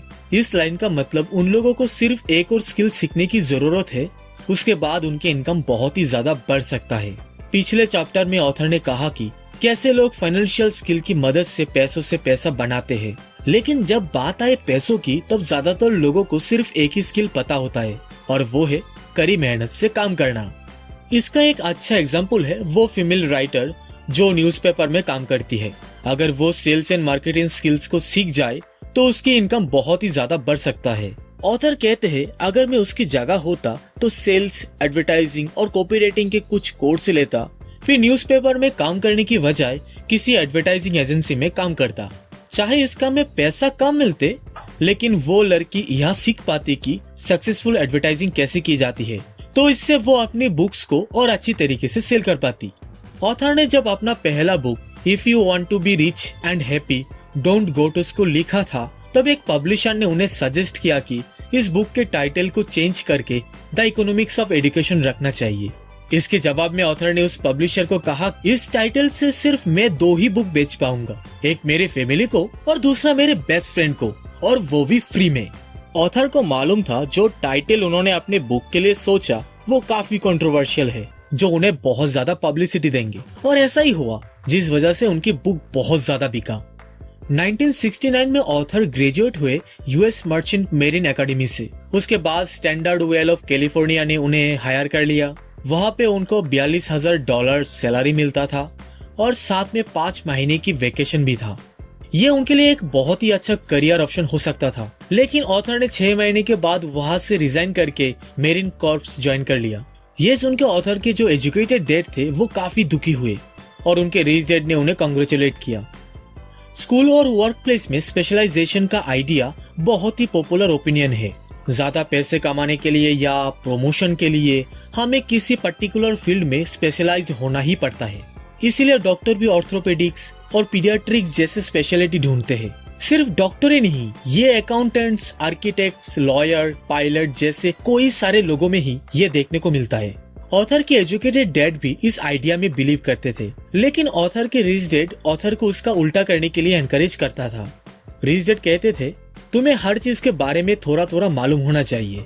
इसलिए ही ऑथर ने रिच डैड की कंपनी के अलग अलग डिपार्टमेंट में काम किया, जैसे कि अकाउंटिंग डिपार्टमेंट, बास बॉय और construction worker, reservation, sales and marketing department. Rich dad चाहते थे कि ऑथर और माइक उनके एम्पायर की हर एक चीज में थोड़ी थोड़ी जानकारी रखे। इसीलिए जब ऑथर ने स्टैंडर्ड ऑयल का जॉब छोड़ा था, तब ऑथर के एजुकेटेड डैड समझ ही नहीं पाए कि ऑथर ने क्यों इस जॉब से रिजाइन किया। उनके हिसाब से इस जॉब में अच्छे सैलरी थे, अच्छे बेनिफिट्स भी था, खाली समय भी बहुत मिलते थे और साथ ही में प्रमोशन का भी अपॉर्चुनिटी था। ऑथर के एजुकेटेड डैड के लिए जॉब सिक्योरिटी ही सब कुछ था, लेकिन उनके रिच डैड के लिए लर्निंग ही सब कुछ था। ऑथर के एजुकेटेड डैड को लगा कि वो चीफ ऑफिसर बनने के लिए स्टैंडर्ड ऑयल में जॉब लिया, पर रिच डैड जानते थे कि ऑथर इंटरनेशनल ट्रेड सीखने के लिए वहाँ ज्वाइन किया। वैसे ही ऑथर ने मेरिन कॉर्प्स ज्वाइन किया, ट्रूप्स को कैसे लीड करते हैं वो सीखने के लिए, क्योंकि रिच डैड ने ऑथर को समझाया था कि किसी कंपनी को चलाने के लिए सबसे मुश्किल काम होता है वहाँ के लोगों को मैनेज करना। 1973 में ऑथर वियतनाम से लौटने के बाद मेरिन कॉर्प्स से भी रिजाइन कर दिया और जेरोक्स ज्वाइन कर लिया, क्योंकि ऑथर बहुत ही शाई था और उन्हें सेल्स का आइडिया बहुत ही ज्यादा डरावना लगता था। और उस टाइम पे जेरोक्स ही अमेरिका में one of the best sales training programme run करता था और इसी रीजन से ही ऑथर ने जेरोक्स ज्वाइन किया। ऑथर ने जेरोक्स में तब तक काम किया जब तक कि वो रिजेक्ट होने के डर को पूरी तरीके से खत्म न कर पाए। देखते ही देखते ऑथर जेरोक्स में टॉप 5 सेल्समैन में से एक बन गया और उसके कुछ समय बाद ही उन्होंने जेरोक्स भी छोड़ दी। रिच डैड ने ऑथर और माइक को सालों से कंपनी चलाने के लिए ग्रूम किया, लेकिन अब समय आ चुका था कि वो भी कंपनी बनाना सीखे। इसलिए 1977 में ऑथर ने अपना पहला कंपनी बिल्ड करी और उनका फर्स्ट प्रोडक्ट था नायलॉन एंड वेलक्रो का वॉलेट। अगर उनका ये बिजनेस फेल होता तो ऑथर का सारा पैसा खत्म हो गया होता। इस बारे में रिच डैड ने ऑथर को कहते थे, 30 साल के पहले दिवालिया होना अच्छा है, तुम्हारे पास रिकवर करने की समय रहता है। ऑथर आगे कहते हैं, जॉब का फुल फॉर्म है जस्ट ओवर ब्रोक। अनफॉर्चुनेटली करोड़ों लोगों में ये अप्लाई होता है। ज्यादातर जॉब करने वाले लोगों का फोकस होता है सैलरी और इसकी बेनिफिट्स पर, जो शॉर्ट टर्म के लिए तो अच्छा होता है, लेकिन लॉन्ग टर्म में ये बहुत ज्यादा नुकसान है। इसीलिए ऑथर यंग लोगों को कहते हैं, जॉब खोजते समय सैलरी पे ध्यान देने की बजाय उस जॉब से क्या सीखने को मिलेगा उस पर ध्यान देना चाहिए। ऑथर के हिसाब से हमें अपनी स्किल्स बिल्ड करना चाहिए, बजाय पैसा और जॉब सिक्योरिटी में फोकस करने की। जिन लोगों में फेलियर और रिजेक्शन का डर होता है, उन लोगों को ऑथर कहते हैं कि उन्हें किसी नेटवर्क मार्केटिंग कंपनी में काम करना चाहिए, जहां से वो सेल्स का स्किल सीख पाए, जो उन्हें मदद करेगा फेलियर और रिजेक्शन के डर से बाहर आने के लिए। फेलियर और रिजेक्शन का डर ही है असली रीजन जिसकी वजह से ज्यादातर लोग अनसक्सेसफुल है। जब ऑथर लोगों को कहते हैं लॉन्ग टर्म में एजुकेशन का वैल्यू पैसों से ज्यादा होता है, तब लोग उन्हें कहते हैं मैं वही करना चाहता हूँ जिसमें मुझे इंटरेस्ट है। जवाब में ऑथर इन लोगों को कहते हैं कि मुझे भी जिम जाना अच्छा नहीं लगता है, पर फिर भी मैं जाता हूँ ताकि मैं खुश और ज्यादा हेल्दी रह पाऊँ। हमारे लाइफ ही जिम जाने जैसा ही होता है। जिम में जाना डिसाइड करना ही सबसे मुश्किल काम होता है, लेकिन अगर आप एक बार जिम में चले जाते हैं तो ये आपके लिए आसान हो जाता है। ऑथर जब उनके स्टूडेंट से पूछते हैं कि तुम में से कितने लोग मैकडोनल्ड से ज्यादा अच्छा हैमबर्गर बना सकते हैं, तब ऑलमोस्ट सारे स्टूडेंट्स ही अपने हाथ ऊपर करते हैं। फिर ऑथर स्टूडेंट्स को कहते हैं, अगर तुम मैकडोनल्ड से अच्छा हैमबर्गर बना सकते हो तो मैकडोनल्ड तुमसे ज्यादा पैसा कैसे कमा रहा है। इसका आंसर ऑब्वियस है कि मैकडोनाल्ड अपने बिजनेस सिस्टम में बहुत ही ज्यादा अच्छा है। ज्यादातर टैलेंटेड लोग गरीब है क्योंकि लोग बिजनेस सिस्टम में फोकस करने की बजाय हैमबर्गर में फोकस करते हैं, उसे सेल और डिलीवर करने में नहीं। हो सकता है मैकडोनाल्ड बेस्ट हैमबर्गर नहीं बनाता होगा, लेकिन मैकडोनाल्ड बेस्ट है एक एवरेज हैमबर्गर को सेल और डिलीवर करने में। वर्ल्ड वॉर 2 के जनरेशन के लिए एक कंपनी से दूसरी कंपनी जाना खराब माना जाता था, लेकिन आज के टाइम इसे ही स्मार्ट माना जाता है क्योंकि इससे अलग अलग काम करके बहुत कुछ सीख सकते हो। शॉर्ट टर्म में हो सकता है कि आप कम पैसा कमाओ, लेकिन लॉन्ग टर्म में ये आपके लिए अच्छा होगा। ऑथर आगे इस चैप्टर में हमें कहते हैं कि सक्सेस के लिए 3 मैनेजमेंट स्किल होना बहुत ज्यादा जरूरी है। Number 1, management of cash flow. Number 2, management of system. Number 3, management of people. Author के लिए सेल्स एंड मार्केटिंग स्किल ही है सबसे ज्यादा important skill. Sales and marketing skill लोगों को ज्यादा मुश्किल लगता है क्योंकि लोग रिजेक्शन से डरते हैं। जितना अच्छा आप कम्युनिकेट, नेगोशिएशन और रिजेक्शन को हैंडल कर पाओगे, आपका लाइफ उतना ही आसान होगा। अमीर बनने के लिए हमें लेने के साथ साथ देना भी पड़ता है। ऑथर के रिच डैड बहुत सारा पैसा चर्च, चैरिटीज और उनके फाउंडेशन में देते थे। उन्हें मालूम था पैसा लेने के लिए पहले पैसा देना पड़ता है। पैसा डोनेट करना ही होता है ज्यादातर अमीर लोगों की सीक्रेट।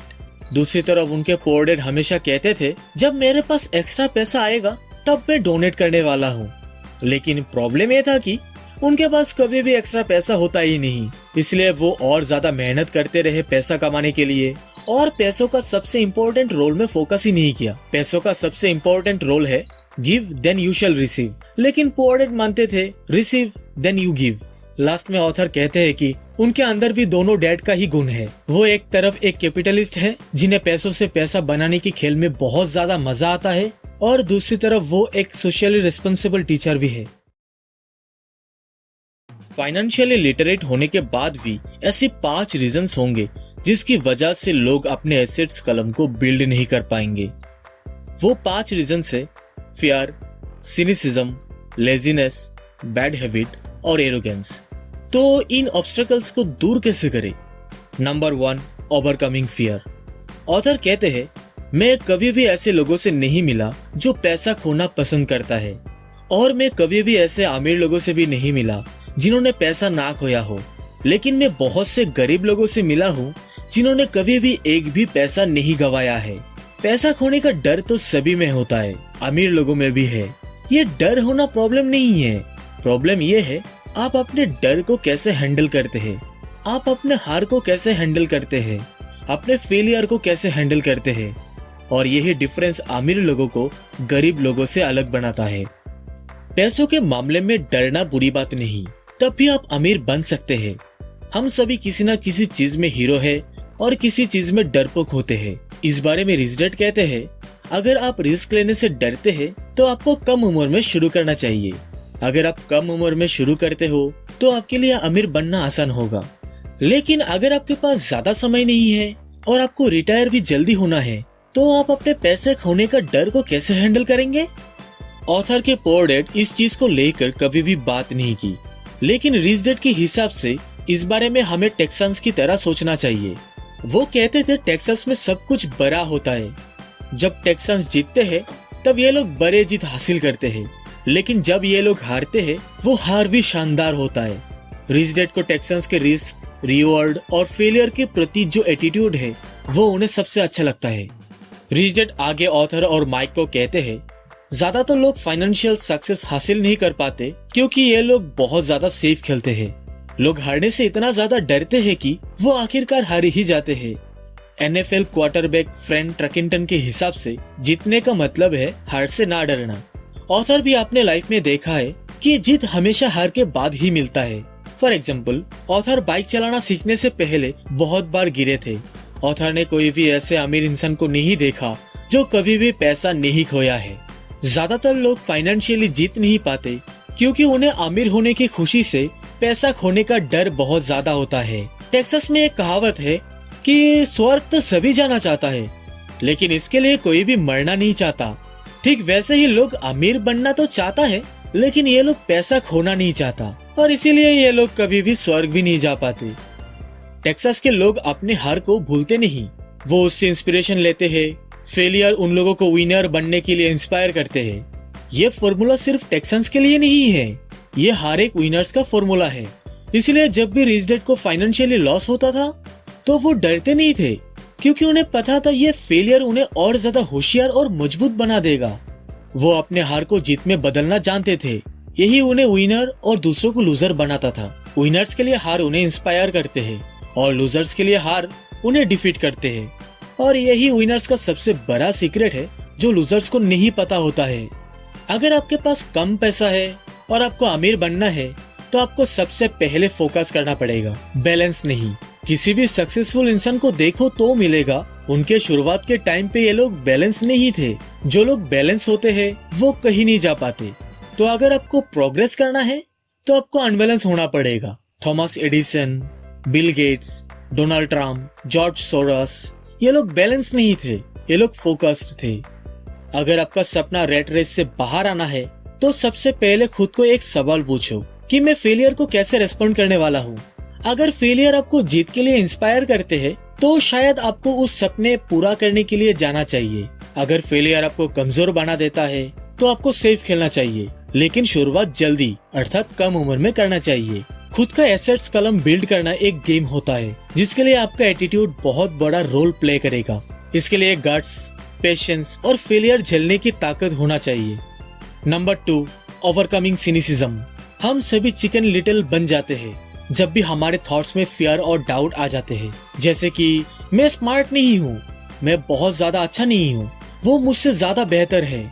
हमारे डाउट्स अक्सर हमें पैरालाइज कर देते हैं। फिर हम क्या होगा अगर गेम खेलने लगते हैं। फॉर एग्जाम्पल, क्या होगा अगर मेरे इन्वेस्ट करने के बाद ही इकोनॉमी क्रैश कर जाए, क्या होगा अगर चीजें मेरे प्लान के हिसाब से ना चले। सिर्फ यही नहीं, हमारे बहुत से ऐसे दोस्त और रिश्तेदार होते हैं जो हमें हमारे कमियों को याद दिलाता है। अक्सर ये लोग कहते हैं, तुझे ऐसा क्यों लगता है कि तू ये कर सकता है, और अगर ये आइडिया इतना ही अच्छा होता तो किसी और ने अभी तक क्यों नहीं कर पाया। डाउट के शब्द कई बार इतना जोर से बजते हैं कि हम काम करना शुरू ही नहीं कर पाते। इसलिए हम सेफ चीजों के साथ बने रहते हैं और अपॉर्चुनिटीज हमारे पास से निकल जाता है। एक बार ऑथर के दोस्त रिचर्ड ऑथर और किम से मिलने फिनिक्स आए। उस समय फिनिक्स का रियल एस्टेट प्राइस बहुत ज्यादा डाउन चल रहा था। ऑथर ने अपने दोस्त का कैश फ्लो और कैपिटल बढ़ाने के लिए उनके दोस्त को कुछ बहुत ही अच्छा अपॉर्चुनिटीज दिखाया। फिर एक अच्छा प्रॉपर्टी ढूंढने के बाद ऑथर ने एक एजेंट से बात की जिसने उस प्रॉपर्टी को रिचर्ड को बेचा। उस प्रॉपर्टी का कीमत $42,000 था। ऐसे सिमिलर टाइप के प्रॉपर्टी उस समय $65,000 में बिक रहे थे। रिचर्ड को ये एक अच्छा बार्गेन मिला, इसलिए वो एक्साइटेड होके इस प्रॉपर्टी को खरीद लिया और बॉस्टन लौट गया। 2 हफ्ते बाद उस एजेंट ने ऑथर को बताया कि उनके दोस्त इस डील से पीछे हट गए। जब ऑथर ने रिचर्ड को कॉल करके पूछा क्यों वो इस डील से बाहर आ गया, तब रिचर्ड ने बोला कि वो अपने पड़ोसी के साथ इस डील को लेके बात की और उसके पड़ोसी को लगता है ये एक खराब डील था और उसने इस डील के लिए बहुत ज्यादा पैसा दे दिया। फिर ऑथर ने उससे कहा, क्या तुम्हारा पड़ोसी भी एक इन्वेस्टर है? तब उसने कहा नहीं। फिर ऑथर ने रिचर्ड को कहा, अगर तुम्हारे पड़ोसी इन्वेस्टर नहीं है तो क्यों तुम उसकी बात माने। ये सुनने के बाद रिचर्ड डिफेंसिव हो गया और कहा वो थोड़ा सा और देखना चाहता है। कुछ सालों बाद फिनिक्स का रियल एस्टेट मार्केट ऊपर उठने लगा और उस प्रॉपर्टी का कीमत $95,000 हो गया। रिचर्ड के अंदर भी उस टाइम पे डाउट आ गया था, इसलिए वो इतने अच्छे डील को पकड़ नहीं पाए। ऑथर के हिसाब से ज्यादातर लोग अपने डाउट और सिनिसिज्म की वजह से ही गरीब होते हैं। दुनिया आपका इंतजार कर रहा है कि आप अमीर बन सके, लेकिन आपके अंदर डाउट होने की वजह से आप गरीब हो। इसीलिए रिच डैड कहते हैं, सिनिक्स कभी नहीं जीत पाते। सिनिक्स हमेशा क्रिटिसाइज करते रहते हैं और विनर्स हमेशा एनालाइज करते हैं। विनर्स एनालिसिस के माध्यम से उन अपॉर्चुनिटीज को देख पाते हैं जो बाकी सब मिस कर जाते हैं। रिच डैड ऑथर को कहते थे, जब भी मन में डाउट की वजह से चिकन लिटिल बन जाओगे तब तुम भी वही करना जो कर्नल सैंडर्स ने किया था। कर्नल सैंडर्स 66 साल की उम्र में अपना सारा बिजनेस खो चुका था और सोशल सिक्योरिटी के चेक पे अपना गुजारा शुरू करा था। इतना ही नहीं, वो अपने फ्राइड चिकन रेसिपी को बेचने के लिए पूरा देश घुमा। 1009 बार रिजेक्ट होने के बाद किसी ने उन्हें हाँ कहा और वो उस उम्र में करोड़पति बने जिस उम्र में ज्यादातर लोग काम करना छोड़ देते हैं। तो जब भी मन में डाउट हो और थोड़ा सा डरे हुए हो तब वही करना जो कर्नल सैंडर्स ने अपने लिटिल चिकन के साथ किया।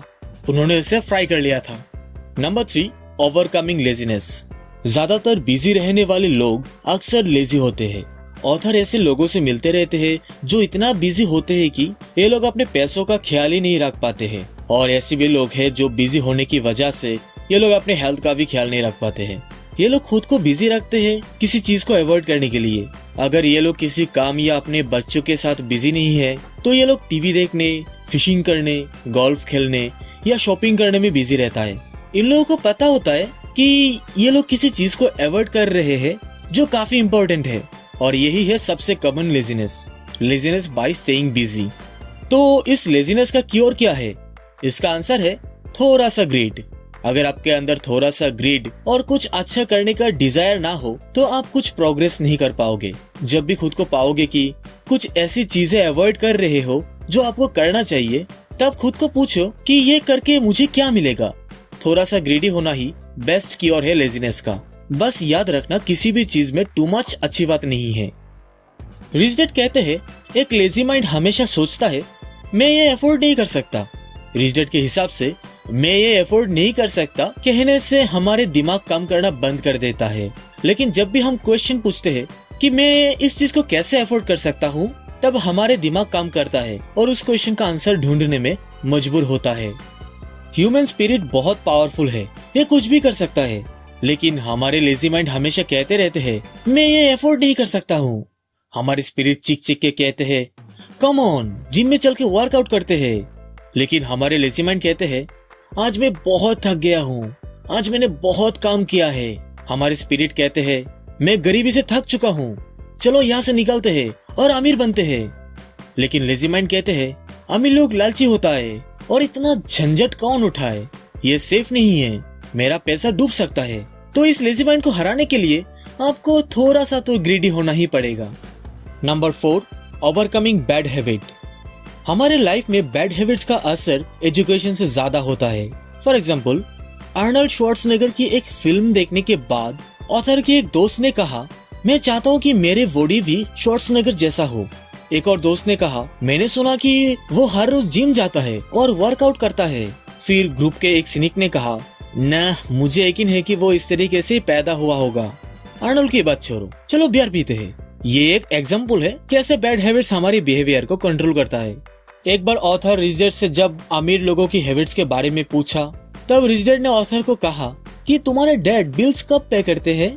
जवाब में ऑथर कहते हैं हर एक महीने की शुरुआत में। फिर रिच डैड कहते हैं बिल्स पे करने के बाद उनके पास कितना पैसा बचता है? जवाब में फिर ऑथर कहते हैं बहुत ही कम। फिर रिच डैड कहते हैं यही तो है उनके स्ट्रगल का मेन रीजन। तुम्हारे डैड के अंदर भी बैड हैबिट्स है। तुम्हारे डैड सबको पहले पे करता है और खुद को सबसे आखिर में पे करते हैं, लेकिन तब तक उनके पास ज्यादा कुछ बचता ही नहीं। ये सुनने के बाद ऑथर रिच डैड से कहते हैं क्या आप ये कहना चाहते हो कि उन्हें अपने बिल्स पे नहीं करना चाहिए? जवाब में रिच डैड कहते हैं ऐसा नहीं, मैं भी समय पर ही अपने बिल्स चुकाता हूँ, पर मैं गवर्नमेंट को पे करने से पहले खुद को पे करता हूँ। फिर ऑथर ने पूछा तब क्या होगा जब आपके पास बिल्स पे करने के लिए पैसा ना हो? फिर रिच डैड कहते हैं मैं फिर भी खुद को ही सबसे पहले पे करता, क्योंकि मेरे लिए गवर्नमेंट से ज्यादा मेरा एसेट कॉलम इम्पोर्टेंट है, और अगर मेरे पास कम पैसा हो तो टैक्स पे करने का जो प्रेशर होता है वो मुझे इनकम के दूसरे रास्ते खोजने में मोटिवेट करता। इसी प्रेशर की वजह से मैं और ज्यादा कड़ी मेहनत करता और सोचने पे मजबूर हो जाता, जिस वजह से मैं पैसों के मामले में और ज्यादा स्मार्ट हो जाता। अगर मैं खुद को सबसे पहले पे करता तो मेरे पास कोई प्रेशर ही नहीं होता, इसलिए मेरे पास कभी भी पैसा नहीं होता। Number 5, overcoming arrogance.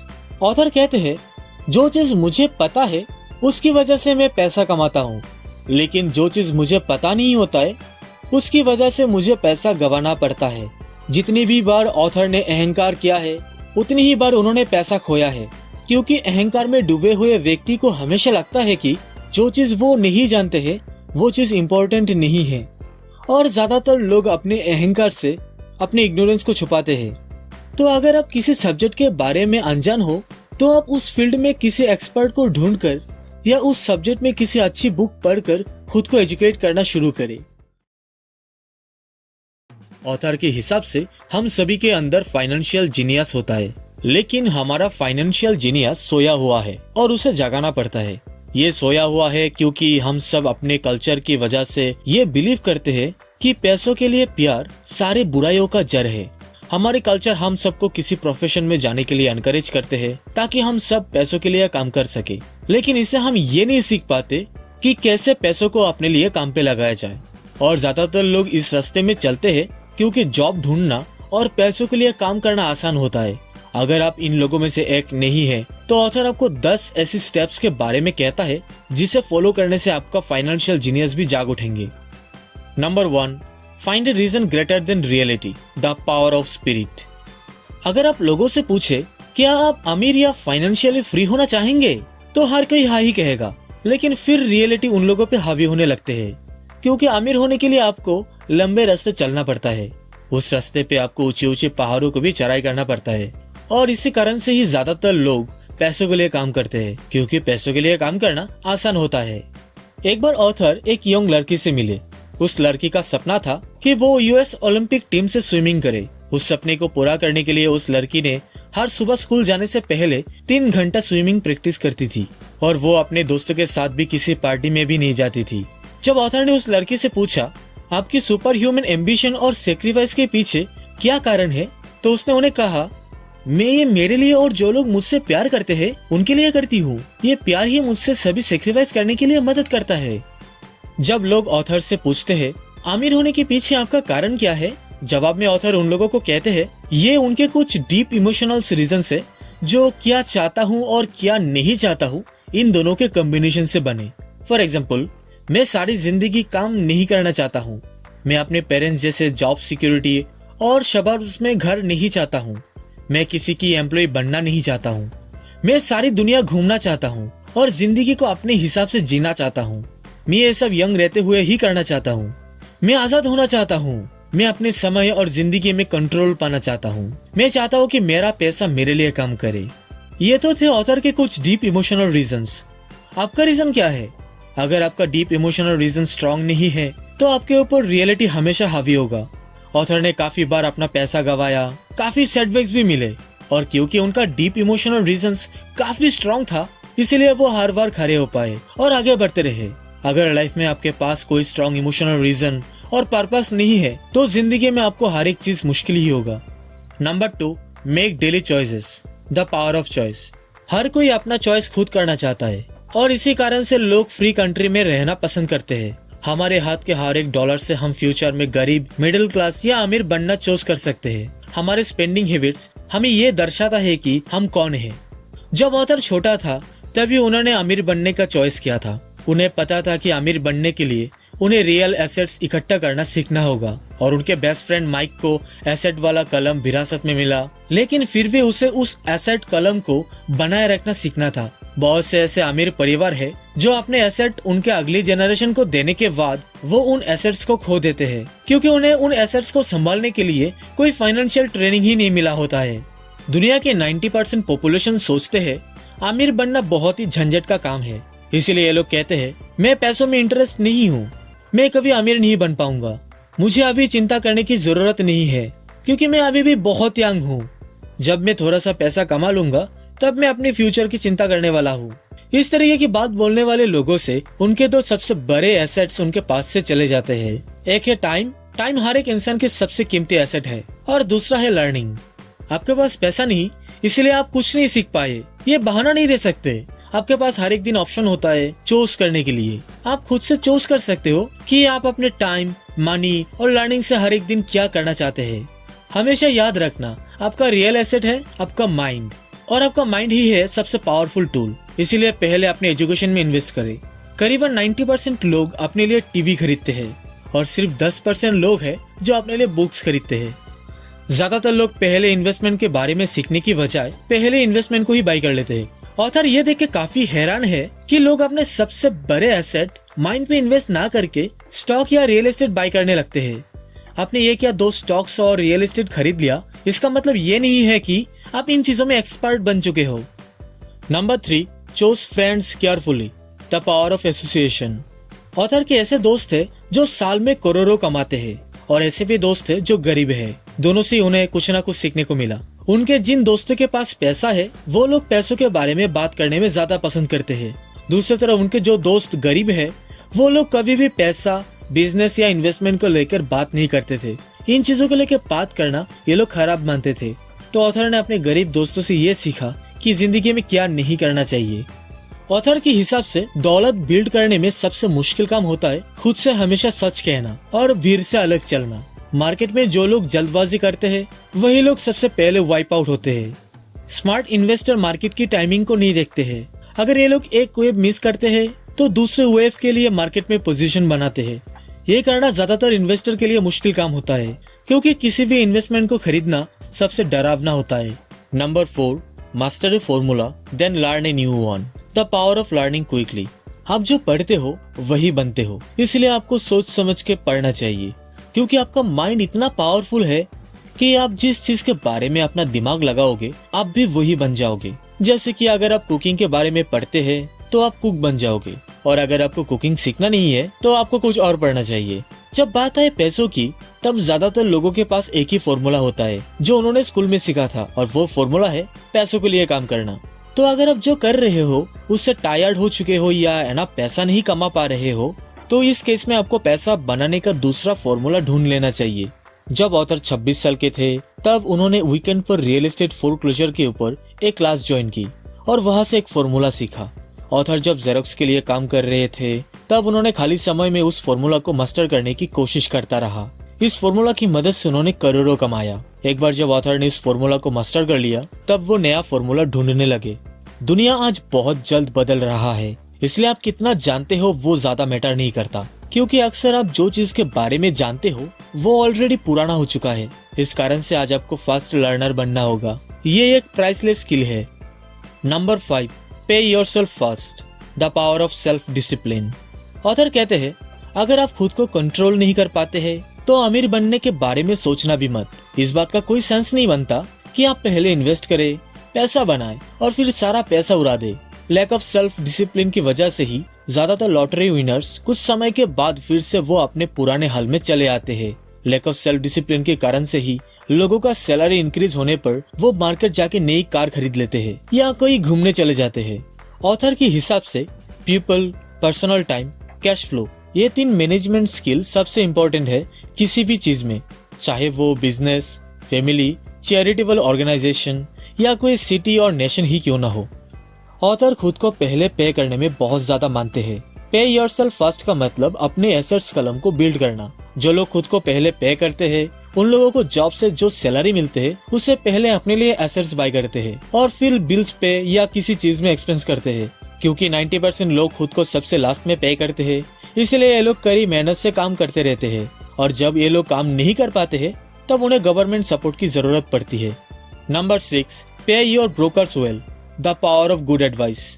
ज्यादातर लोग अपने attorneys, accountants, real estate brokers या स्टॉक ब्रोकर्स को कम से कम पैसा देना चाहता है, लेकिन रिच डैड ने ऑथर को इसका उल्टा सिखाया। रिच डैड के हिसाब से हमेशा अपने प्रोफेशनल्स को ज्यादा पैसा देना चाहिए, क्योंकि आप अपने प्रोफेशनल्स के सर्विस से पैसा कमाओगे। इसलिए जितना ज्यादा पैसा आप अपने प्रोफेशनल्स को दोगे उतना ही ज्यादा पैसा आप भी कमा पाओगे। हम अभी इंफॉर्मेशन एज में रहते हैं और इन्फॉर्मेशन प्राइसलेस होता है। एक अच्छा ब्रोकर आपको इन्फॉर्मेशन देता है, आपको एजुकेट करते हैं और आपके लिए बेस्ट एसेट्स ढूंढते हैं। इसलिए आपको इन लोगों के साथ निष्पक्ष रहना है, तो ये लोग भी आपके साथ निष्पक्ष ही रहेंगे। अगर आप उन लोगों की कमीशंस को कम करते हैं तो ये लोग आपको क्यों हेल्प करना चाहेगा। Number 7, be an Indian giver, the power of getting something for nothing. Indian giver ये एक कल्चरल मिसअंडरस्टैंडिंग है। इस टर्म का मतलब है अगर कोई किसी को कुछ आइटम देता है और फिर कुछ देर बाद उस आइटम को वापस मांग लेता है या किसी सेम वैल्यू की आइटम रिटर्न में एक्सपेक्ट करते हैं। फॉर एग्जाम्पल, अगर किसी को ठंड लगता है तो इंडियन उन्हें ब्लैंकेट देता है, पर वो इंसान उस ब्लैंकेट को गिफ्ट मान के रख लेता है। लेकिन जब इंडियन कुछ देर बाद उस आइटम को वापस मांग लेता है तो वो इंसान गुस्सा हो जाता है। इंडियन भी तब अपसेट हो जाता है जब उसे पता चलता है कि वो इंसान उससे उसके आइटम को लौटाना नहीं चाहता है। ऑथर के हिसाब से आपको दौलत कमाने के लिए इंडियन गिवर बनना बहुत ही इंपॉर्टेंट है। किसी भी सोफिस्टिकेटेड इन्वेस्टर का पहला क्वेश्चन ये होता है कि कितना जल्दी उनका पैसा उन्हें वापस मिलेगा। ये लोग ये भी जानना चाहता है कि उन्हें फ्री में क्या मिल रहा है। इसीलिए ROI, रिटर्न ऑन इन्वेस्टमेंट, इतना इम्पोर्टेंट है। जब ऑथर के स्टॉक ब्रोकर ऑथर को किसी कंपनी के स्टॉक बाय करने के लिए कहते हैं जो उनके ब्रोकर को लगता है कि उस स्टॉक का प्राइस ऊपर जा सकता है, तब ऑथर कुछ पैसों से उस कंपनी के स्टॉक्स बाय कर लेता है। कुछ हफ्ते या एक महीने बाद जब उस स्टॉक का प्राइस इंक्रीज होता है तब ऑथर अपना इनिशियल अमाउंट निकाल लेता है। इससे उनके पास कुछ एसेट्स रह जाता है जो टेक्निकली फ्री होता है और उस एसेट्स के लिए उन्हें मार्केट की फ्लक्चुएशन को लेकर कुछ फिक्र करना नहीं पड़ता है। एक और एग्जांपल है मैकडोनल्ड के फाउंडर रे क्रॉक। रे क्रॉक हैमबर्गर फ्रेंचाइजी इसलिए नहीं बेचते थे कि उन्हें हैमबर्गर से प्यार था, बल्कि इसलिए बेचते थे क्योंकि उन्हें उस फ्रेंचाइजी के साथ आने वाला रियल एस्टेट फ्री में मिलता था। एक समझदार इन्वेस्टर का ध्यान आरओआई से भी ऊपर रहता है। ये लोग इन चीजों पर भी ध्यान देते हैं, एक बार उनका पैसा वापस आने पर उन लोगों के पास कौन सा एसेट फ्री में रहता है, और यही है financial intelligence. Number 8, use assets to buy luxuries, the power of focus. Author के एक दोस्त के बेटे ने सिर्फ 16 साल की उम्र में कार खरीदने के लिए जिद किया, तो ऑथर के उस दोस्त ने ऑथर से एडवाइस मांगा। ऑथर उनसे कहते हैं, हो सकता है कि ये शॉर्ट टर्म में इससे उसे खुशी मिले, लेकिन लॉन्ग टर्म में इससे वो क्या सीख पाएगा? क्या तुम अपने बेटे का कार खरीदने की डिजायर को यूज करके उसे किसी और चीज सीखने के लिए इंस्पायर कर सकते हो? ये सुनकर सडनली ऑथर का दोस्त अपने घर चला गया। 2 महीने बाद जब ऑथर उनके दोस्त से फिर से मिले तो ऑथर ने कहा, क्या तुम्हारे बेटे को अपनी नई कार मिल गई? उनके दोस्त ने कहा, नहीं, पर उसे $3000 दे दिया मैंने कार खरीदने के लिए, लेकिन इसमें एक कंडीशन है। पहले तो हम दोनों ने तुम्हारा कैश फ्लो गेम खेला, फिर हम दोनों ने काफी लंबा डिस्कशन किया पैसों को सही तरीके से यूज करने के ऊपर। फिर उसे मैंने कुछ सब्सक्रिप्शन और बुक्स खरीद के दे दिया स्टॉक मार्केट के ऊपर। इसके बाद मैंने उसे कहा कि इस $3000 से वो डायरेक्टली कार नहीं खरीद सकता। इस पैसों से स्टॉक मार्केट में ट्रेड करके जब ये $6000 हो जाएगा तब वो $3000 से अपने लिए कार खरीद सकता है और बाकी $3000 उसके कॉलेज फंड में चला जाएगा। फिर ऑथर कहता है, इसका रिजल्ट क्या हुआ? जवाब में उनके दोस्तों ने कहा, पहले तो कुछ ट्रेड में वो लकी था, लेकिन कुछ दिन पहले ही वो सब गवा दिया। चाहे वो आज $2000 की नुकसान में है, पर उसका इस सब्जेक्ट में इंटरेस्ट काफी बढ़ गया। ये स्टॉक मार्केट का गेम इसे इतना इंटरेस्ट लगने लगा कि अब वो कार खरीदने में अनइंटरेस्ट हो चुका है। फिर ऑथर ने उन्हें पूछा, क्या होगा अगर तुम्हारा बेटा सारा पैसा गवा दे? जवाब में उनके दोस्त कहते हैं, ये मेरा सबसे बेस्ट $3000 है जो मैंने उसके एजुकेशन में खर्च किया। ये लर्निंग उसके सारी जिंदगी काम आएगा। ऑथर को भी लग्जरीज पसंद है, लेकिन फर्क सिर्फ इतना है, वो अपने एसेट्स कलम से जनरेट हुए पैसों से लग्जरीज खरीदते हैं। आज लोग अपने लिए पैसा बनाने में फोकस करने की बजाय लोग लोन लेते हैं। ये रास्ता शॉर्ट टर्म में तो आसान होता है, लेकिन लॉन्ग टर्म में ये बहुत मुश्किल साबित होता है। Number 9, chose heroes, the power of myth. जब ऑथर छोटे बच्चे थे तब वो विली मेयाज, हैंक एरॉन और योगी बेरा को अपना हीरो मानता था और इन लोगों के जैसा ही बनना चाहता था। जब भी ऑथर बेसबॉल खेलने जाते थे तब वो भी एक फेमस बेसबॉल प्लेयर जैसा ही प्रिटेंड करते थे। खुद के हीरो को कॉपी या एमुलेट करना भी एक पावरफुल लर्निंग है। ऑथर के आज भी Donald Trump, Warren Buffett, Peter Lynch, George Soros और जिम रोजर जैसा हीरोज है। ऑथर वॉरेन बफेट के हर एक इन्वेस्टमेंट को बहुत ही अच्छे से फॉलो करता है और उनके ऊपर जो भी चीज मिलता है वो पढ़ते रहते हैं, ताकि ऑथर भी जान पाए वॉरेन बफेट का मार्केट के बारे में क्या सोच है और कैसे वो अपना स्टॉक्स चूज करता है। जब भी ऑथर स्टॉक्स मार्केट में स्टॉक्स बाय करने जाते हैं तब ऑथर भी खुद को वॉरेन बफेट ही मानते हैं। Number 10, teach and you shall receive, the power of giving. Rich dad हमेशा ऑथर को कहते थे, अगर तुम्हें किसी चीज चाहिए तो तुम्हें पहले देना पड़ेगा, इसलिए जब भी आपको किसी चीज की कमी हो तो पहले आप वो चीज दूसरों को दो और फिर देखना वो चीज आपको दुगना वापस मिलेगा। ऑथर प्रिंसिपल ऑफ रेसिप्रोसिटी में विश्वास करते हैं, इसलिए जब भी ऑथर को पैसा चाहिए तब वो दूसरों को पैसा देता है और फिर उन्हें दुगना पैसा वापस भी मिलता है। अगर वो किसी चीज को सेल करना चाहता है तो वो दूसरों को पहले किसी चीज सेल करने में मदद करते हैं। जब ऑथर से लोग स्माइल करके बात नहीं करते हैं तो वो खुद स्माइल करने लगते हैं। Just like a magic, author भी स्माइल करते हुए लोगों से सराउंडेड हो जाते हैं। तो अगर आपको भी पैसों के बारे में सीखना है तो पहले आप दूसरों को पैसों के बारे में सिखाइए।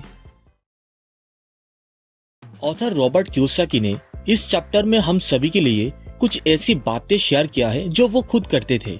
Number 1, stop doing what you are doing, अर्थात आप जो अभी कर रहे हो अगर वो आपके लिए काम नहीं कर रहा है तो उस काम से कुछ समय के लिए ब्रेक ले लो और बारीकी से देखो ऐसा क्या है जो आपके लिए काम कर रहा है और ऐसा क्या है जो आपके लिए काम नहीं कर रहा है।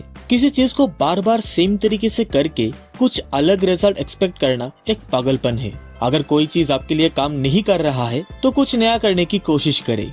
Number 2, look for new ideas, जब भी ऑथर को इन्वेस्टिंग को लेकर कुछ नया आइडियाज चाहिए होता है तब वो बुक स्टोर पे जाके अलग अलग सब्जेक्ट पर बुक ढूंढता रहता है। जैसे कि एक बार ऑथर ने जोएल मस्कविट्ज की द 16% सॉल्यूशन पढ़ा और इस बुक की सारी चीजें अप्लाई भी किया। ऑथर के हिसाब से बहुत से ऐसे लोग हैं जिन्हें बहुत कुछ पता होता है लेकिन वो लोग एक्शन नहीं ले पाते हैं, और कोई लोग ऐसे भी है जो अपने आसपास के लोगों के बातों में आके फंस जाते हैं। ऑथर के एक पड़ोसी ने भी उन्हें कहा था कि उनका ये 16% फॉर्मूला क्यों काम नहीं करेगा, लेकिन ऑथर ने उसकी बात नहीं सुना क्योंकि उनके पड़ोसी ने खुद ये कभी ट्राई करके नहीं देखा। Number 3, find someone who has done what you want to do. किसी से एडवाइस लेते वक्त ये जरूर चेक कर लेना कि अभी आप जो करना चाहते हो क्या उसने वो काम पहले किया है या नहीं। इसलिए ऐसे लोगों को ढूंढो जिन्होंने वो काम पहले किया है जो आप अभी करना चाहते हो। आपको उन लोगों से ही टिप्स मांगना चाहिए जिन्होंने वो काम पहले किया है जो आप अभी करना चाहते हो। Number 4, take classes, read and attend seminars. Author newspaper और इंटरनेट में कुछ नया और इंटरेस्टिंग क्लास ढूंढता रहता था, जिसमें से कुछ क्लास तो फ्री था और कुछ इनएक्सपेंसिव था। ऑथर ने एक्सपेंसिव सेमिनार भी अटेंड किया है। आज वो जिस जगह पे है सिर्फ उन कोर्सेज की वजह से ही है। Number 5, make a lot of offer. एक बार ऑथर के एक दोस्त अपार्टमेंट हाउस कैसे बाई करते हैं वो ऑथर से सीखना चाहती थी। इसी कारण से ऑथर के दोस्त, उसकी एजेंट और ऑथर ने 6 अपार्टमेंट हाउस देखा। उन अपार्टमेंट के ओनर ने जितना प्राइस मांगा उसका हाफ प्राइस ऑफर लिखने के लिए ऑथर ने उनके दोस्त और उसके एजेंट को कहा।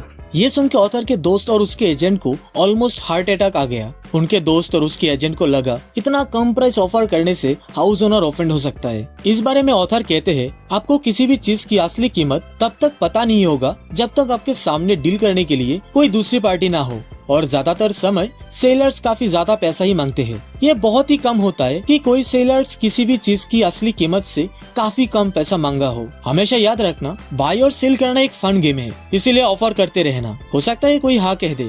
एक अच्छा डील, अच्छा बिजनेस, सही लोग, सही इन्वेस्टर ढूंढना एक डेटिंग की तरह है। आपको मार्केट में जाना पड़ता है, कोई सारे लोगों से बातें करना पड़ता है, ऑफर देना पड़ता है, नेगोशिएट, रिजेक्ट और एक्सेप्ट करना पड़ता है। नंबर 6, जॉग, वॉक और drive a certain area once a month for 10 minutes। ये सब करके ही ऑथर ने अपने लिए कुछ बेस्ट रियल एस्टेट डील हासिल की। ऑथर अपने अड़ोस पड़ोस में 1 साल तक जॉब करता रहा और खोजता था कि इस एरिया में किसी चेंज की जरूरत है कि नहीं। आपको किसी डील में प्रॉफिट के लिए 2 एलिमेंट की जरूरत है, एक है बार्गिन और दूसरा है चेंज। बार्गिन तो बहुत सारा मिलेगा, लेकिन वो चेंज ही है जो आपके उस बार्गिन को प्रॉफिटेबल अपॉर्चुनिटी में बदल देता है। Number 7, shop for bargains in all markets. जब भी किसी सुपरमार्केट पे सेल लगते हैं तब सभी लोग वहाँ दौड़ते हैं क्योंकि उस मार्केट में चीजें कम दाम में मिलेगी। लेकिन अगर हाउसिंग या स्टॉक मार्केट पे सेल लगते हैं तो लोग उसे क्रैश और करेक्शन कहते हैं और लोग अक्सर उस जगह से दूर भागते रहते हैं। और जब भी किसी सुपरमार्केट का प्राइस बढ़ता है तब लोग दूसरी जगह चले जाते हैं शॉपिंग करने के लिए। लेकिन जब हाउसिंग या स्टॉक मार्केट में प्राइस बढ़ते हैं तब लोग वही अक्सर खरीदने के लिए चले जाते हैं।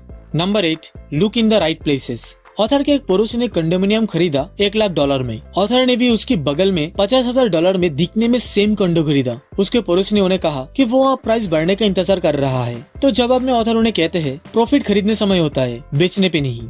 Number 9, look for the people who want to buy first, then look for someone who wants to sell. Author के एक दोस्त को एक छोटा सा जमीन खरीदना था। उसके पास खरीदने के लिए पैसा तो था लेकिन समय नहीं था। ऑथर को एक बड़ा सा जमीन का टुकड़ा मिला जो उनके दोस्त जितना चाहते थे उससे भी काफी बड़ा है। तो ऑथर ने अपने दोस्त को कॉल किया।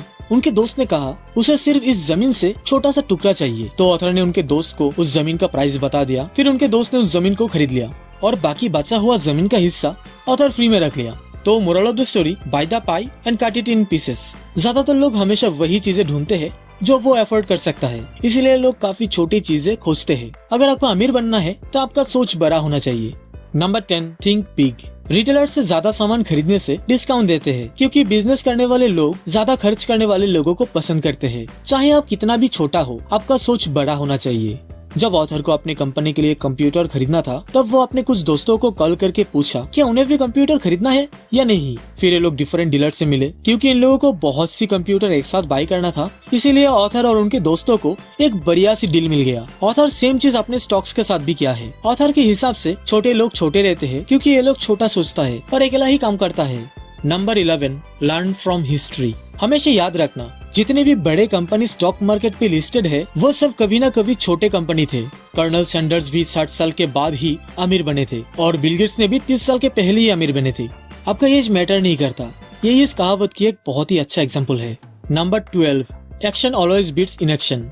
जो लोग एक्शन लेते हैं वही कुछ कर पाते हैं, इसीलिए आपको भी फाइनेंशियल रिवॉर्ड हासिल करने के लिए एक्शन लेना चाहिए। सो एक्ट नाउ।